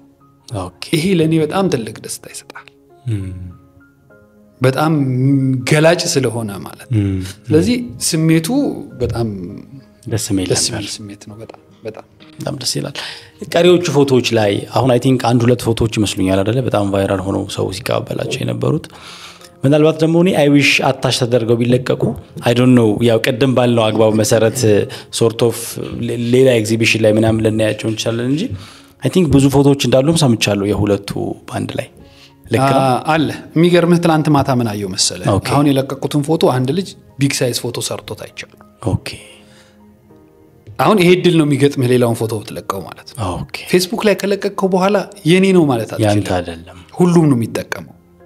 ስለዚህ አንተ እንዳልኩ ነው አንድ ፕሮግራም ላይ 3000 ፎቶ ሳነሳ ከ3000 ፎቶ 2 ወይ 3 ነው ብለቅ። ኦኬ ስለቃቸው በጣም በቃ ቶፕ የነኩትን ሊሆን ይችላል ወይም ደግሞ ቶፕ ያልነኩትን ሊይዛቸው ይችላል። ሴንሲቲቭ ሲሆን ለምሳሌ አሁን የሙፍቲ ጉዳይ ስለሆነ ይሄን ፎቶ ሆነ ብዬ ለቀቁት አይደል? ግን ሌላ ፕሮግራም ላይ ቢሆን አልለቀውም። ለምን ያመልጣል? ለሌላ ጉዳይ መጠቀም አትችልም። እኔ በኢትዮጵያ እስልምና ወይም በኢትዮጵያ ሙስሊሞች ላይ ብዙ ፕሮግራሞች ሲደረጉ ባነር ሲሰራ ቢያንስ 5 ሰዎች ካሉ 3 ፎቶ የኔ ነው የሚሆነው ከፌስቡክ ላይ ነው የሚወሰደው። ኦኬ ሲወስዱት ቅድም እንዳልኩ ነው የአህመድ ነጋ ፎቶ እንኳን አይሉ ገብቷል። በቃ ወስዶ መጠቀም ነው። እሱ ደግሞ ሶሻል ሚዲያ የፈጠረው ችግር ነው። ስለዚህ አንተ ነህ የምትጠነቀቀው ማለት ነው። ስለዚህ የሙፍቲና የአባ ፎቶዎች ብዙ ፎቶዎች አሉ በተለያዩ ነገሮች ላይ ያነሳዋቸው። ነገር ግን እማወጣቸው እንዳልኩ ፎቶ ኤግዚቢሽን ሲደረግ ምናምን እንጂ አሁን ካወጣው ቅድም እንዳልኩ የሆነ ልጅ ሰርቶት ቢግ ሳይዝ ሰርቶት ምናምን ኦሬዲ ለሆነ ሰውም ሊሸጠው ሊሆን ይችላል እኮ አጣቀ ወይ ለሆነ ነገር ሊጠቀመው ይችላል ግን ፎቶ ባለቤት እኮ አንተ ነህ ግን አንተን አላስፈቀደህም አንተን አልጠየቀም ግን ሰርቶ ሊሸጠው ነው ወይ የሆነ ቤቱም ሊሰቅለው እኮ ይሆናል እንደዚህ አይነት ነገር ባለበት እውቅና በማይሰጥብህ ምናምን ሁኔታ ላይ ሆነ እነዛን ፎቶዎች ድጋሚ አወጣቸው ማለት ካንተ ቁጥጥር ውጭ ይሆናል ቅድም ያልኩ ነገር አለ አሁን ያዝናቸው ፎቶዎች ዋጋ ያላቸው ስለያስቋቸው የተወሰኑ ፎቶዎችን ለመልቀቅ ሞክሬያለሁ የተወሰነ ጊዜ ላይ እነዛን ፎቶዎች ግን ከተወሰነ ጊዜ በኋላ ላይ ሰዎች አይረሷቸውም የሆነ ነገር ሲጽፉ ያወጣቸዋል የሆነ ፕሮግራም ሲያረጉ ያረጓቸዋል ምናምን አያለው ስለዚህ መቆጣጠር አትችልም የኔ ፎቶ ነው አንሱ ማለት አትችልም ኦሬዲ ፌስቡክ ላይ ስለሆነ ስለዚህ ለዛ ነው እንጂ የማይለቀቁት በጣም ብዙ ፎቶዎች ነው ግን አይብሽ የሆነ ኤግዚቢሽን ቢዘጋጅ ግን ልናየው የምንችለው ብዙ ነገር እንዳለ ግን ይሰማል ኢንሻአላህ እኔ ቅድም እንዳልኩ ነው ፎቶ ኤግዚቢሽን 10 ምናምን አመቴ ነው ሲጀምር አሁን ወደ 12 13 አመቴ መደረግ አለበት ብዬ ፕሮሰስ አረክ በዚህ ውስጥ ቅድም እንዳልኩ የተለያየ ሙከራዎች ተደርገዋል ግን እነዛ ቅድም ያልኩ ነገሮች ካልተፈቱ ፎቶ ኤግዚቢሽን ማድረግ አትችልም ስለዚህ ያ ነገር እንዴት ይፈታል አላውቅም ወይ ተቋሞቻችን ፈልገው ወይ ደግሞ የሆኑ ሰዎች ይሄን ማድረግን ፈልጋለን ካሉ መደረግ ይችላል ሬዲ የሆኑ ነገሮች ስላሉ ማለት ይኖራል ብለን በደም ተስፋ እናደርጋለን ምናልባት አሚ አንተ ጠይቅ ደስ ይለኛል አሁን የኤአይ ዘመን ነው አይደል እኔ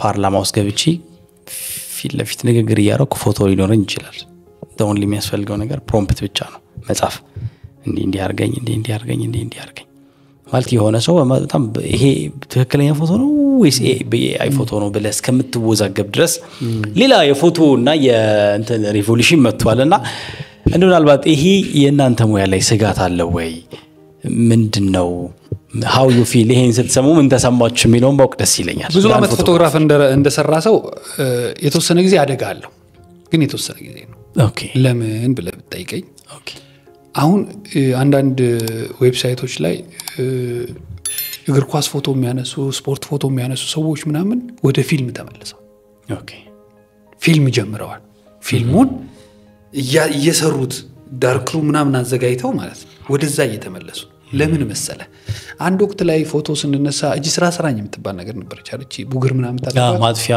ቀርታለች አይደል አሁን የለም ለምን ቀረች ሰው ከተወሰነ አመት በኋላ ፎቶውን ሲያየው ፎቶግራፍ የምትነሳው በመጀመሪያ ደረጃ አንድ ለታሪክ ነው አይደል ቅድም እንዳልኩ ሁለተኛ ለማስታወሻ ነው አይደል የሆነ አመት በኋላ የሆነ ሚሞሪ ለማድረግ ስትፈልግ ነው ፎቶውን የምታየው አይደል ፎቶውን ስታየው ምን ትፈልጋለህ ከነምናመኑ የሽበትህ ቁጥር ብታየው ደስ ይላል እኮ ወይ የዚህኔ እኮ ሽበት አልነበረኝም አሁን ሸበትኩ አይደል ከዛ የዚህኔ እኮ ቤቴ ከለር ይሄ ነበር ጠረጴዛ ይሄ ነበር አበባዬ ከለሩ ይሄ ነበር ያን ሁላ ነው ሚሞሪ ማድረግ የምትፈልገው ፎቶ የሚነሳው ለዛ ነው ነገር ግን በተለያዩ ጊዜያቶች ጭማሪ ሆኖ የሚመጡ ነገሮች ጊዜያዊ ናቸው ለምሳሌ ቅድም ያልኩ እጅ ስራ የሚባል ነገር አንድ ሰሞን ፋሽን ነበር አይደል ከዛ ቆመ ለምን ቆመ ቅድም እንዳልኩ ሰው ሰለቸው ሁለተኛ ለመረጃ ለሚሆኑ ነገሮች ላይ መስጠት አይችልም እጅ ስራ ተሸርጧል አይሆንም ይሏል አሁን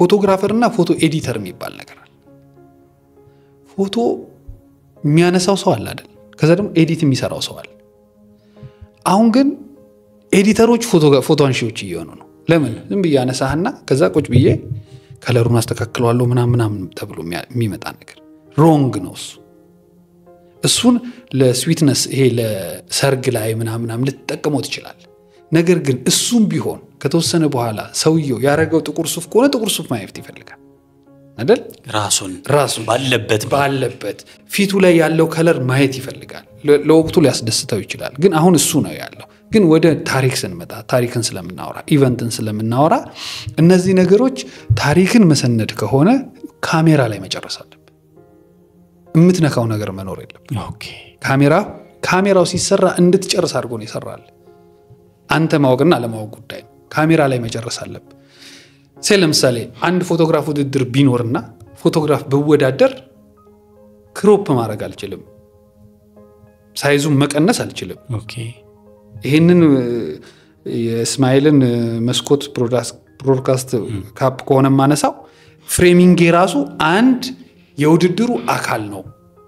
ፍሬሙን ከነካው ይወድቃል ስራ ማለት። ስለዚህ ካሜራ ላይ መጨረስ የሚባለው ነገር ኢቨንት ወይንም ታሪካዊ የሆኑ ነገሮች ላይ ግዴታ ነው። ስለዚህ እነ ኤአይ ምናምን የተወሰነ ችግሮች ሊፈጥሩ ይችላሉ። ግን ከተወሰነ ጊዜ በኋላ ሰው ወደ ኋላ እየተመለሰ ነው የሚመጣው። ታሪኩን መፈለግ ታሪኩን እኔ አንድ ነገር ልንገርህ። ከከለር ፎቶና ከብላክ ኤንድ ዋይት ፎቶ የት ፎቶ ይስባል? እኔ ያው ከለር ይስበኛል። በአብዛኛው ሰው ግን ብላክ ኤንድ ዋይት ፎቶ ሳይ ይቆማል። ለምንድን ነው ብላክ ኤንድ ዋይት ፎቶ ሳይ የሚቆመው? ሪል ነው አይደል? ነጭና ጥቁር ነው የምታየው ነገር ክሊር ነው።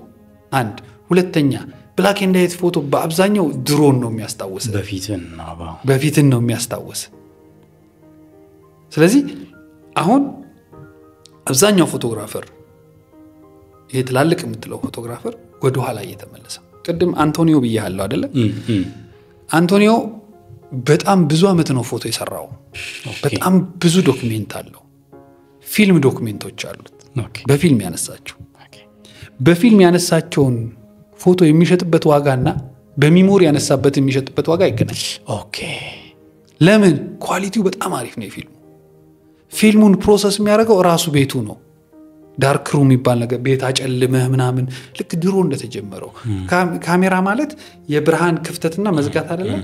እንደዛ ተዘግቶ የሆነች ነገር አድርገህ በእንደዚህ አድርገህ ምናምን ድሮ ተምረናል፣ እኛም ሰርተናል የተወሰነ። እንደዛ አድርጎ ያተምልሃል። ለምን? የድሮ ፎቶ የሚፈልጉ ሰዎች በጣም ብዙ ስላሉ። ስለዚህ አንድ ኢቨንት ፎቶግራፈር እንደመሆን ኢቨንት ፎቶ ሳነሳ እዛው ጋር መጨረስ መቻል። ካሜራው ላይ ጨርስ አትነካውም። ከዛ በኋላ አትነካውም።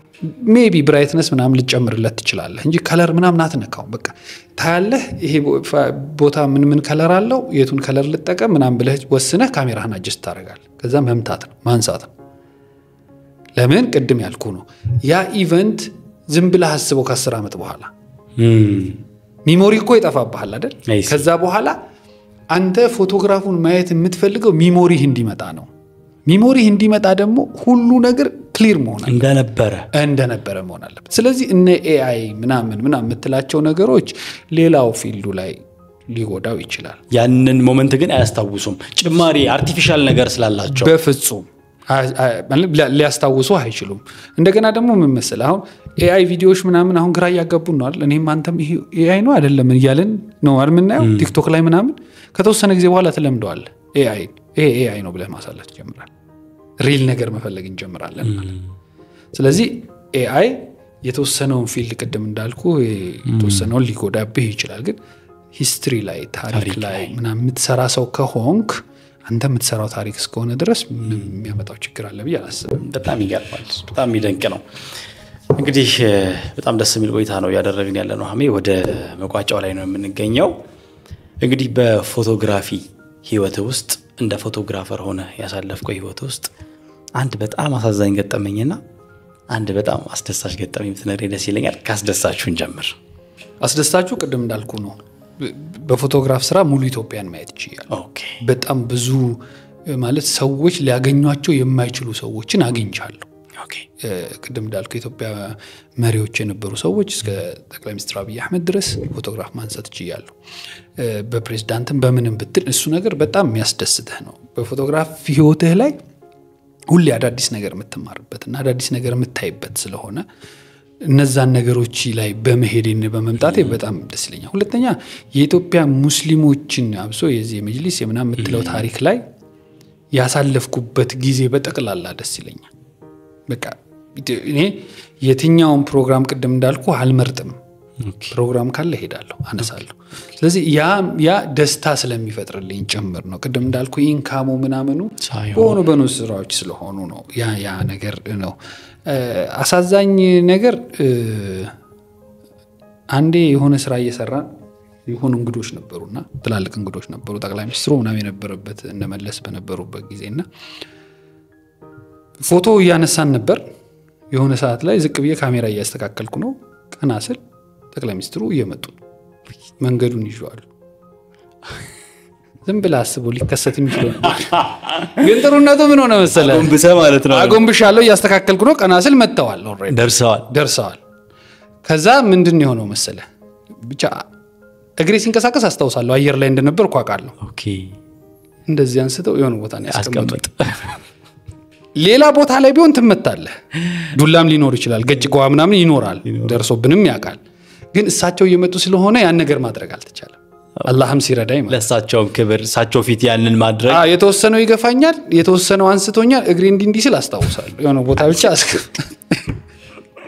እና የዛን ቀን ማለት ልትመታም ትችላለህ ኦሬዲ ይሄ ምት ማለት ምን አለ መሰለህ አሁን እንደዛ አይነት ስራ ስትሰራ በጣም ስታስቸግራቸው ድሮ እዚህ ስብ ያለበት ቦታ አለ አይደል ይዘው ይለቁሃል እሳት የተለኮሰብ ነው ይመስለው እጃቸው እጅ አይደለም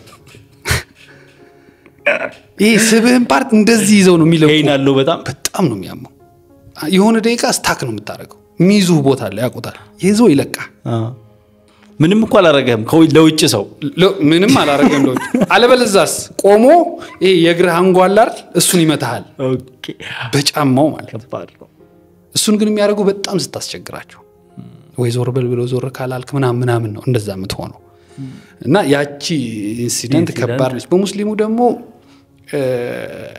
አሁን የነ ሼክ ሐጂ ኢብራሂም ተውፋ ሲመረጡ የመጀመሪያ ጊዜ ሻራተን የነበረው ጊዜ ፎቶግራፍ ላነሳ ሄድኩኝ አትገባም ተባልኩ ከዛ በቃ ካልገባው ዝም ብዬ ሻራተን ሻይን ጠጣ ምናምን ብለን ስንሄድ ተያዘን እኔና አንድ ልጅ ነበር ተያዘንና በጣም ለአንድ ሰዓት ከምናምን በቃ መኪና እስኪ እየተጠበቀ ይዘው ሊሄዱ ማለት ነው ኦኬ እንደላ ያስቀመጡ ነው ደረጃ ነገር ላይ ለምንድን ነው የተመጠነ ሰው ብቻ ነበር እንዲቀመጥ እና እኛ ስም ዝርዝራችን አለ ብዬ ነበር ሄድኩትኝ የባለፈው ስም ዝርዝር በቃ አትገቡም ሲባል እሺ ብለን መኪና ቆመ ምናምን እና እንትን አልነበረም ሴኩሪቲ ስለነበረ እንትንም ሆነባቸው ትክክልም ነው ያደረጉት ማለት ተመላለስንባቸው በጣም እና የተወሰነ ደቂቃ ተያዝን አንድ ሰዓት ከምናምን ብቻ ግን ይሁን የሚያቆን ሰዎች መጡ ምናምንና አይራ እነዚህማ ምናምን እሱ መሐመድን አጣቆተ ምናምን ያው ስምህም አንዳንዴ ይጠቅማል በዛው ተቻለው እንጂ ያ ነገር የሚያቀኝ ሰው ባይኖር ስሜ ባይኖር ምንም በማጣቀው ነገር ምንም ባልሆነው ነገር ረጅም ሰዓት ልትታሰር የምትችልበት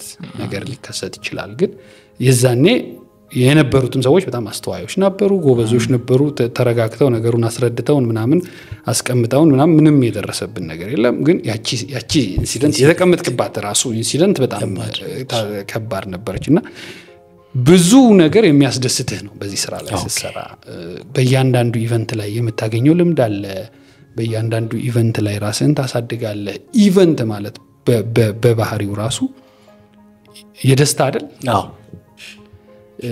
አንድ ልጅ ምን አለች መሰለ ዶክተር ነኝ ሰርግ በመንሰራ ጊዜ እናንተ ምን አለባችሁ ሁሌ የተደሰተ ሰው እየጠራችሁ አለች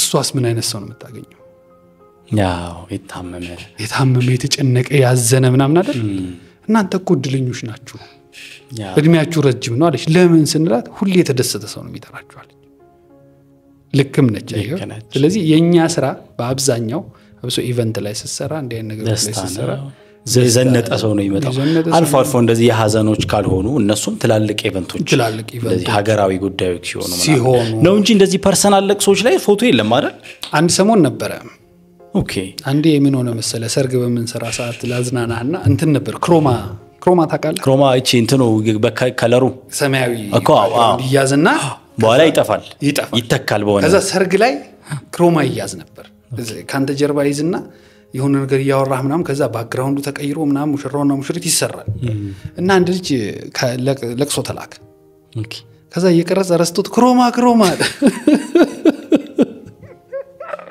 ወደ ምን ሊቀይሩት በኋላ እኮ ምን ያደርገው ግን ምንድነው ልጁ ልምድ ነው እና ደግሞ ክሮማ ካልሰራህ ድሮ በጣም ልክ እንዳለውን ካሜራማን ነው የሚታየው ክሮማስ እንዴት ሳሰራ ትመጣለህ ምናምን ባል ይሄ በቪኤችኤስ ዘመን ነው ማወራ እና ነበሩ አሁን ግን ብዙ እንደዛ አይነት ነገር ያለ አይመስልም የሚደንቅ ነው በጣም የሚደንቅ ነው ምናልባት አሜ ብዙ ኢቨንቶች ላይ ስናየ ሲከው ነገር ታነግባለህ በዚህ ሆነ ካሜራ አለ በዚህ ሆናል እጅ ላይ ያስኳል ምናምን ለምን አይነት ፐርፐዝ ነው የምንጠቀማቸው አንድ አይበቃም ወይ ያን ሁሉ ተሸክመህ አይከብድህም ማለት አሁን ካሜራ እኮ የሆነ አይነት እኮ እንትን እኮ አለ በተለይ አንተ ደግሞ የዜብራ ይመስል ነው የምትጠቀመው ሌንስ አይደል ዜብራ ደግሞ የሆነ ግዙፍ ነገር ነውና በዚህ አርጋ ያለው አንድ አይበቃም ወይ ሁለት የምታረግበት ኢቨንት ሲሰራ በብዛት ሁለት ቢያዝ በጣም አሪፍ ነው ኦኬ ለምን ማለት ጥሩ ነው ለምን ማለት አንደኛው ካሜራ ዋይድ ነገር የምታነሳ ኦኬ ለምሳሌ በቀደምነት የነበረው ፕሮግራም ላይ ሴኩሪቲው ከባድ ነበር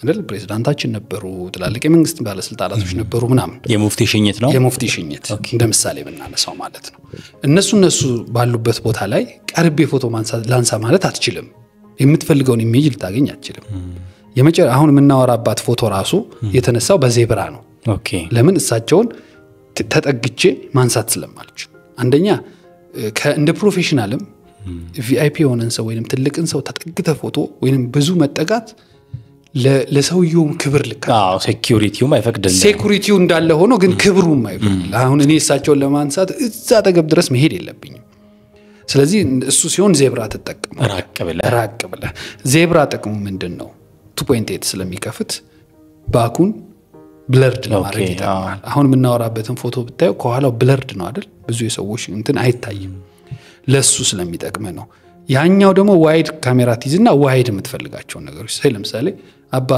የሙፍቲን ጀናዛ ሲሰናበቱ ያለው ያነሳውት ፎቶ በዜብራ ታነሳው ኦቨር ክሎዝ ይሆን ለምን ሰባ ስለሆነ ወይ በጣም መራቅ አለበት በራቅ ቁጥር ደግሞ ሰዎች ይገባሉ ስለዚህ 2405 ሌንስ ትይዝና ተጠግተህ በ2405 ሌንስ ትይዛለህ እዚህ ጋር የምናረጋቸው ብዙ ጊዜ የምናረጋቸው ነገር ሄድ ፍላሽ ለመያዝ ነው ስፒድ ላይት ለመያዝ ማለት ስፒድ ላይት የምትጠቀምበት ቦታ ይኖራል ማትጠቀምበት ቦታ ለምሳሌ ቪአይፒ የሆኑ ሰዎችን ጠቅላይ ሚኒስትሩ ሌላ ሰዎችን ስታነሳ ሄድ ፍላሽ አይፈቀድልህም ኦኬ በኤኒ ሚንስ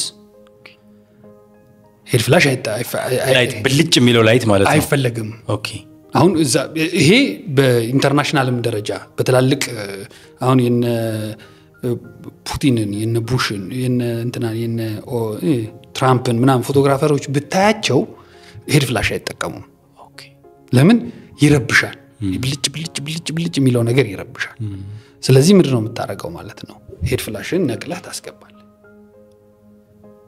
ለምን ላለመረበሽ ማለት ስለማይፈቅድ ህጎች ኢንተርናሽናል ህጎች አሉት ከሴኩሪቲ አንፃር ከምናምን አንፃር በየጊዜው የሚወጡ ነገሮች አሉ ይሄን ማድረግ አትችልም ተብለህ ማለት ነው ቅድም እንዳልኩ ነው በጣም ከቀረብክ ልክም አይደለም ልትመጣም ትችላለህ ገብቷል በጣም ትጨበጥም ትችላለህ ትያዛለህ ተቃጠላለህ ስለዚህ ዜብራ የምትይዘው ለዛ ነው ከዛ ከሩቆነ አንድ ዋይድ አንግል ሌንስ ደግሞ ትይዛለህ ማለት ነው ከዛ ነው ይዘን የምንሄደው በጣም ደስ ይላል በጣም ብዙ ሐሳቦችን ያነሳለው ምናልባት አህመድ ነጋ ፎቶግራፈር ባይሆን ምን ይሆን ነበር የሚለውን እንጨት ሰራተኛ ኦኬ የፈርኒቸር ባለሙያ ማለት ነው ይሆን ነበር ስቲል ግን እንትን አለ እወዳለሁ ስቲል አሁንም እወዳለሁ ማለት በሰራው ደስ ይለኛል ሳይ ምናምን ደስ የሚለኝ ነገር እሱ ነው እንጨት ሰራተኛ መሆን ይመስለኛል ትምርት ላይ በጣም ሰነፍ ስለነበርኩ ትምርት ላይ ብለህ ትኩረት የምትሰጠው ነገር አይኖርምና ወደዛ ምገባ ይመስለኛል በጣም አሪፍ አንዲት የመጨረሻ ጥያቄ ጠይቅና ፕሮግራማችንን እንዘጋለን ባነሳሁት እዚህ ቦታ ላይ እንደዚህ አይነት ፎቶ ባነሳ ብለህ የምትመኘው ጊዜና ቦታ አለ ስቲል ግን ማሳካት ያልቻልከው ምንድነው ልንገርህ አንተ እሺ እንትን መስራት ፈልጋለሁ ኦኬ ኢትዮጵያን ሙስሊሞች ያሉበትን ኤሪያዎች ማንሳት ፈልጋለሁ ለምሳሌ ኢትዮጵያኖች አለን አይደል ኢትዮጵያ የምትባል ሀገር አለች ከዛ ደግሞ ኢትዮጵያውያን ሙስሊሞች ደግሞ አለ ካልቸራቸውን አለባበሳቸውን ሂደታቸውን ማንሳት ፈልጋለሁ በቀላሉ ሳስረዳህ ለምሳሌ አፋር ቤንሻንጉል ሶማሌ ሐረሪ ምናምን ብለን የምንጠራቸው ሰዎችን የሴቱና የወንዱን ያገባና ያላገባ ምናምን ይባላላቸዋል እነሱን ፖርትሬት ፎቶዎች ማንሳት ፈልጋለሁ ኦኬ ከዛ እነሱን ፎቶዎችን ታነሳና ከዛ ማስበው ማለት ነው የድሮ ፎቶዎችን ደግሞ ትፈልጋለህ በሁለቱ መሃል ምን ልዩነት አለ የሚለው ነገር ማለት ነው ኦኬ ለምን ፕሮሞት አልተደረገም በያስባለሁ ሌላ ሰዎች ሊያረጉት ይችላሉ ግን እንደ ሙስሊም አንድ ሙስሊም ፎቶግራፈር ወይንም አንድ እስልምና ውስጥ እንደሚሰራ ሰው ካልቸር ካለባበስ አይደል የሚነሳው ከሱ ተነስቶ ያለውን ነገር ማሳየት ሙስሊም ኤሪያዎች ላይ ማለት ነው እሱንም ፎቶ ኤግዚቢሽን ማድረግ ፈልጋለሁ ኦኬ አንድ የድሮ ፎቶ ባገኝ ከነከዛው አካባቢ ላይ ብትሄድና ከዛ ደግሞ አሁን ደግሞ ያለባበሱን ሂደት ብታነሳውና እሱ ራሱ አንድ ትልቅ ነገር መስራት እሱን ሰርቼ ማስቀመጥ ፈልጋለሁ ለምን መሰለ ይሄንን እምለ አለባበሶቻችን የትኛውም አለባበስ ያለ ምክንያት አይደለም የመጣው ኦኬ ለምሳሌ ቃጥባሪ ኮፍያ ለምንድን ነው የመጣው ቃጥባሪ እኮ ኢትዮጵያ ውስጥ ያሉ ሙስሊሞች አሉ እንዲባሉ ከማሰብ ነው አረንጓዴ ቢጫ ቀይ ያደረጉበት አይደል ኦኬ ከዛ እኮ ነው ሐሳብ የመጣው አረንጓዴ ቢጫ ቀይ አይደል ክብ ክብ ክብ ያደረጉት በቃ እሱን ለመግለጽ አይደል ያደረጉት ማንኛውም የትኛውም አካል ያንን ልብስ ሲለብሰው ምክንያት አለው ሪዝን አለው የኢትዮጵያዊ ከሆነ ማለት ኦኬ ሐረሪ ብትሄድ ምክንያት አለው ለጦርነት ጊዜ ነው እንደዚህ ነው ሊሉ ይችላሉ እንደዚህ ብለው የሚያመጡልህ ነገር ይኖራል ስለዚህ እሱ ራሱ ከእስልምና ጋር አብሮ የተያያዘ ነው አንድ ሁለተኛ አብዛኛውን አለባበስ የሴቶቹንም ብታይ ቤንሻንጉል ብትሄድ ሐረር ብትሄድ ምናምን ብትሄድ እስላማዊ አለባበስ ግን ኢትዮጵያኖች ናቸው ከየት መጣ እሱም ራሱ ሌላ ብዙ ጥናት ምናምን የሚፈልግ ነው ግን ጥናቶች ለመስራት መነሻ ይፈልግ የለ ዝም ብለህ እኮ አትሰራቸው ስለዚህ ለነዛ መነሻዎች የሚሆኑ ነገሮች እኔ ፎቶግራፍ ስለጥፍ ብዙ ጊዜ አይታኛል አይደል ምንም ነገር አልጽፍ እና እንትና አንድ ልጅ ምን አለኝ መሰለ ዲያ ማመድ ወሊ ነው ያለኝ አንተ ምን እዳለ ምን ይልሃል አለኝ ምን ነው አልኩት ፎቶ ስለጥፍ ፎቶ አንድ ፎቶ ሁለት ብለ ነው ምንለጥፈው ኦኬ እምጽፈው ነገር ለምንድን ነው ይግለጽ ልክ እንደዛ ፎቶዎቹንም አድርገን ከዛ ላይ ሰው ገብቶት ጠይቆ ጥያቄ ሲመጣ ደግሞ የሚገልጹ ሰዎች ኖረው ስቶሪ እንዲሰራና ወደፊት መስራት እንፈልገው አሁን መስራት እንፈልገው ቀደም እንዳልኩ ፎቶ ኤግዚቢሽኖች በጣም ማዘጋጀት አለብኝ ብያስባለሁ የረጅም ጊዜ ስለሆነ እነሱ ላይ ነው አሁን ትኩረት ያደርጋለው ብዙ ነገሩን ተቶ በተለያዩ መልኩ እየተሞከሩ ያሉ ነገሮች ስላሉ እነሱ ግን ካለቁ በቀጣይ እነዚህ ነገሮችን መስራት በጣም ፈልጋለሁ ዛከላ ኸይር